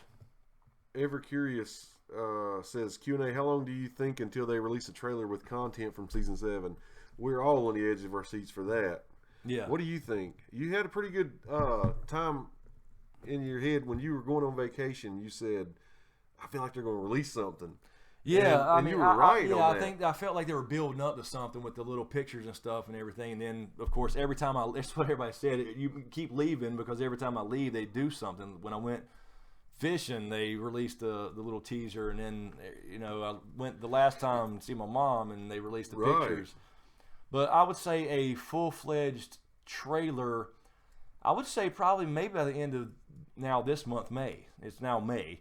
So I would say maybe by the end of May we will get a definite actual trailer. Because they usually by February we get one for April. Mm-hmm. So I would say by the end of May. I'm just a guess. I say we just ask the mods questions that they're relaying until we cut out. We got the order 18, okay, yeah, 14. And that's what I had one somewhere here that they pulled up, but let me see if I can find it. The order 18 from Kai Stark, is that it? Yeah. Q&A, do you think there will be animosity between Brienne and the Hound if they meet again? And what will Arya think about Brienne protecting Sansa? I think there will be, I think we had a similar question last week. I don't think there's going to be a lot of animosity, actually. I think the Hound's kind of accepted that. I think he respects her now. Mm-hmm. So I don't think there's going to be fuck you woman type thing or anything. No. I think there might be a little awkward. That's all it'll be. Yeah, a little awkward look. Yep. And then it'll be like, okay, we're on the same team now type thing. So I don't think there's going to be a lot of that. And it's understandable to ask the question, but I just truly believe that. I believe they'll brush right by it because they're both just tough ass warriors, and he's got that little "you got me." Yeah, and he also added what will Arya think about Brienne protecting Sansa. I don't think she'll have a problem with that. I don't think she had a problem with Brienne anyway. She just didn't want to go because she had a mission of her own. And she didn't know who she was, but I think there'll be the Arya Sansa reunion will be kind of happy at first, but then of course they're always so different. There'll be some drama, but not a lot. So I don't think there's going to be an issue with that. Jared, I think did we just get a super chat thingy? Yes, we did. Jared Williams, thank you, appreciate that. John has a sword with a white wolf on it, a white dire wolf, and now called the White Wolf. When we see more ghosts, keep hustling and stay blessed. Thank you. Yeah, I think yes, he is the White Wolf, and that's typical for a bastard to reverse the colors of their sigil. So it would be a white wolf on a gray field versus a gray wolf on a white field. Okay. So that's why it's called the White Wolf. So that's his thing until he finds out he's not a bastard. Yeah. But he may still stick with that because he grew up a Stark. But we'll see if that ever happens once that's revealed. But yeah, we'll see. I think we'll see Ghost in Winterfell. I think they'll basically leave him there for a while to protect Sansa while he goes on his thing south of Dany. Yeah. I think that's pretty simple. And we will see Nymeria again, and hopefully the Direwolf reunion. It was from Celine. There it is, right here. She did it again at the bottom. Oh, sorry. okay. Celine. Okay, from Caleb Connolly. What do you guys think Arya's in game? I can't think of a good way for her arc to end. Yeah, I know what you're saying. And every time you say that about her hand frozen with needle in it and everything. Yeah, I mean, it's not necessarily we know winter's happen. coming. Yeah. So I could see that. Because he says they'll find you during winter, your body's still frozen stiff with your needle in your hand. And I see, every time you say that, I picture that it's yeah. I I tend to think, and I'll just throw my guess in here. If the whole, I try to think about the bigger picture as far as why did they do the whole. I understand they did the whole faceless man thing because she had an identity issue. Yes. I mean the whole, and as a matter of fact, I just did the new video yesterday. I released the new foreshadowing video. That episode 8, the pointing was all about Arya and her identity crisis, and it's the same in the book. She goes through this crisis, and that's what it's really about. But I see it as, all right, why does she go to the Faceless Men and learn to be an assassin? Well, I mean, there is a Night King to kill. Good point. Yeah. So it's not just about her and her list of people.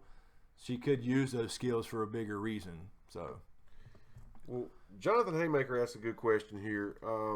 If Jon is king in the North, couldn't he just legitimize himself? Yes, technically. Wow. They can say and do what they want. And hence the issue when Dany comes across. She's now proclaimed queen and he's the king, and then they have to come to some agreement or whatever. But again, he's not worried about that as much as the White Walkers. But yes, technically he can just say, okay, I'm a Stark now. I mean, and then Bran comes down from the wall and is like, no. Yes, that's true. I mean, maybe he would wait to prove, because they just think Bran's dead. They just, speculate he's probably dead. Mm-hmm. So yeah, technically he could though, and because everybody sees him, they actually proclaimed him king of the North. So anything he says goes. So he could technically be, I'm Jon Stark.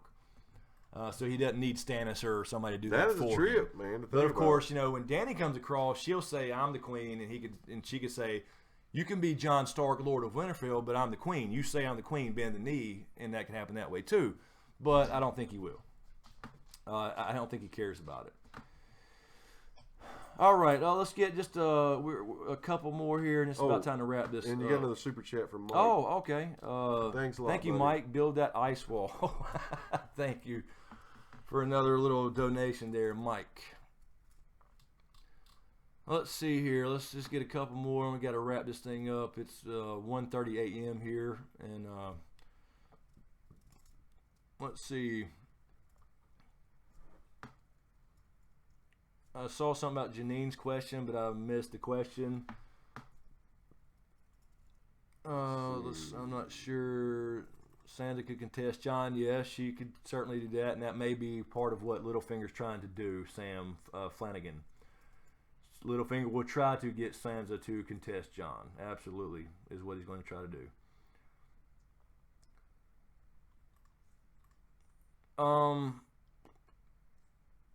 Let's see. Let's see here.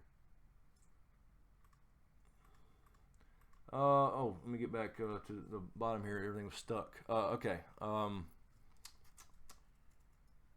Q&A. Let's see. Noreen Maris or Morris. Q&A. Do you think Tyrion and Bran will meet up again? Tyrion has admitted a soft spot for him.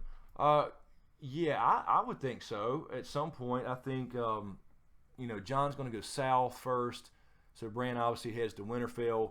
But at some point, I would think they would only. And I think back to the saddle scene. That's what I was getting ready to say when he designed that saddle for him. Yeah, it cripples bastards and broke his things. He has a soft spot for. I would think so. I hope so. But it kind of depends on how the end game goes down and where they end up. Where the White Walkers. I think at the end of the season, the wall comes down, so they're not in Westeros yet. But where are they going to hold up for this battle if they assume there's going to be a large battle? I mean, I personally think that they come south and wipe out everything, and they've had to figure out something to do a little further south. But it Brand depends will be on, at the God's Eye, though, you believe? at some point, I think he'll go there. Yeah, I think so. Or, I mean, technically he could play into the Godswood of Winterfell. That's what I was getting ready to but say. That depends on, do they need to get further south in early Season 8, you know? So, I would think so, though, but because I think they have that connection with the saddle thing. And, of course, that supports Tyrion Targaryen, the Dragon Rider. If he can design a saddle for Bran, he can design a saddle for himself on a dragon, right? Hell yes. All right, let's say one or two more, and then we'll have to wrap this thing up. Let's see here. Well, We got a. Okay, let me grab. I think I had something here in my eye first. Hold on 1 second, Corey. Thank you. I see that. You're welcome, Meridian. No problem. It was something that caught my eye, but now it's gone. Okay. Sorry, I'm not sure what. Let's see.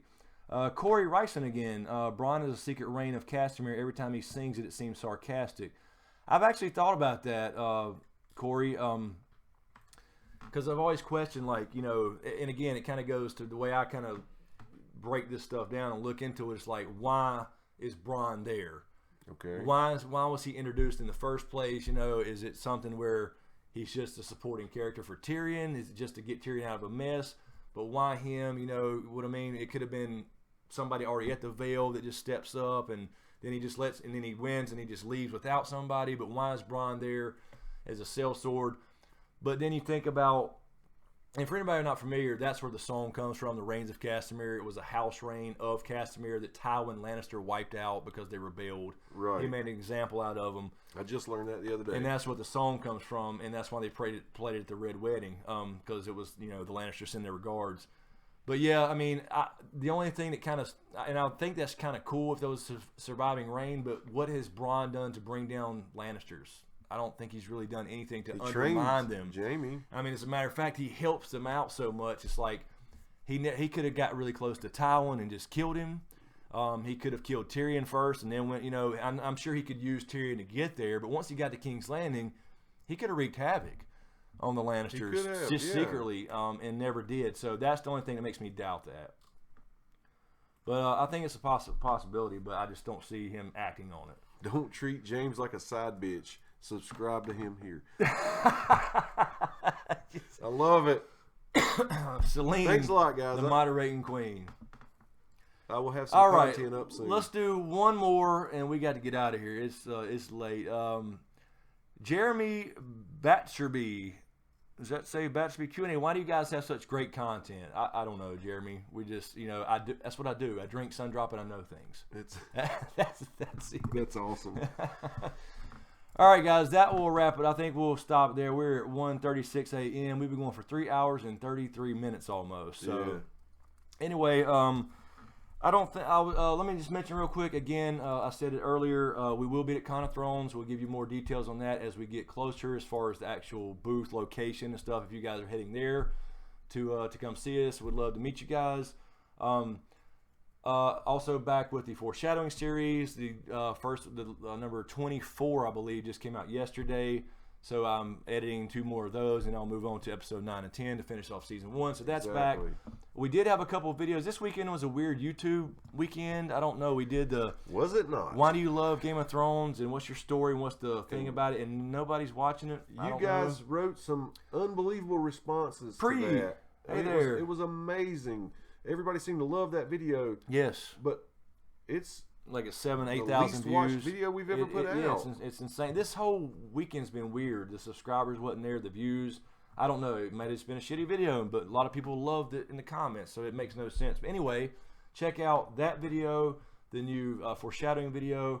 I referenced a lot of videos that's in these questions that you guys ask about the end game and stuff. That's true, yeah. If you hadn't seen it, check out Dragon Raised by Wolves, the series. There's 4 parts of that where we kind of just sit here and chat just like this. But ultimately in part 4, give our guesses for the end game based around Jon Snow, but it kind of ended up being what's going to happen generally. It did, because you can't go into one without more characters. So Anyway, guys, that'll do it. I think that's all I had. And again, another cool announcement coming soon. I'll let you guys just something cool coming. Let me just say that, and I'll give you guys details as soon as possible. So, thank you guys for hanging out. Thank you, Celine, for moderating. Jay Scar, and let's see. I know Mark. Or whatever it was had numbers in it. Yes, the order 1814. Thanks Thank you, so Jay much. Scar, Celine, and Mark wasn't here tonight, but thank you guys. Appreciate the moderation, and thank you for hanging out. Thank you, Jimmy. Ever curious? Yes, over 3 hours. It's time to sit down and sleep. I'm hungry, to be honest with you. Right. I chose to take a nap before we started filming, and now I am starving. Apollo wasn't notified. Yeah, I'm sorry. It's YouTube is broke. You just hit that bell, and sometimes it still don't work apparently. But anyway, guys, we'll go for now. We'll see you again. I mean, I'll have more videos this week, but we'll see you again live next Sunday night at 10 p.m. And again, we will be going live about 10:30 when the season starts. So, all right, guys, thanks for hanging out with us. Thanks for all the donations and all that good stuff. Really appreciate all the support, and we'll see you next Sunday Yes, we live at will. 10 o'clock.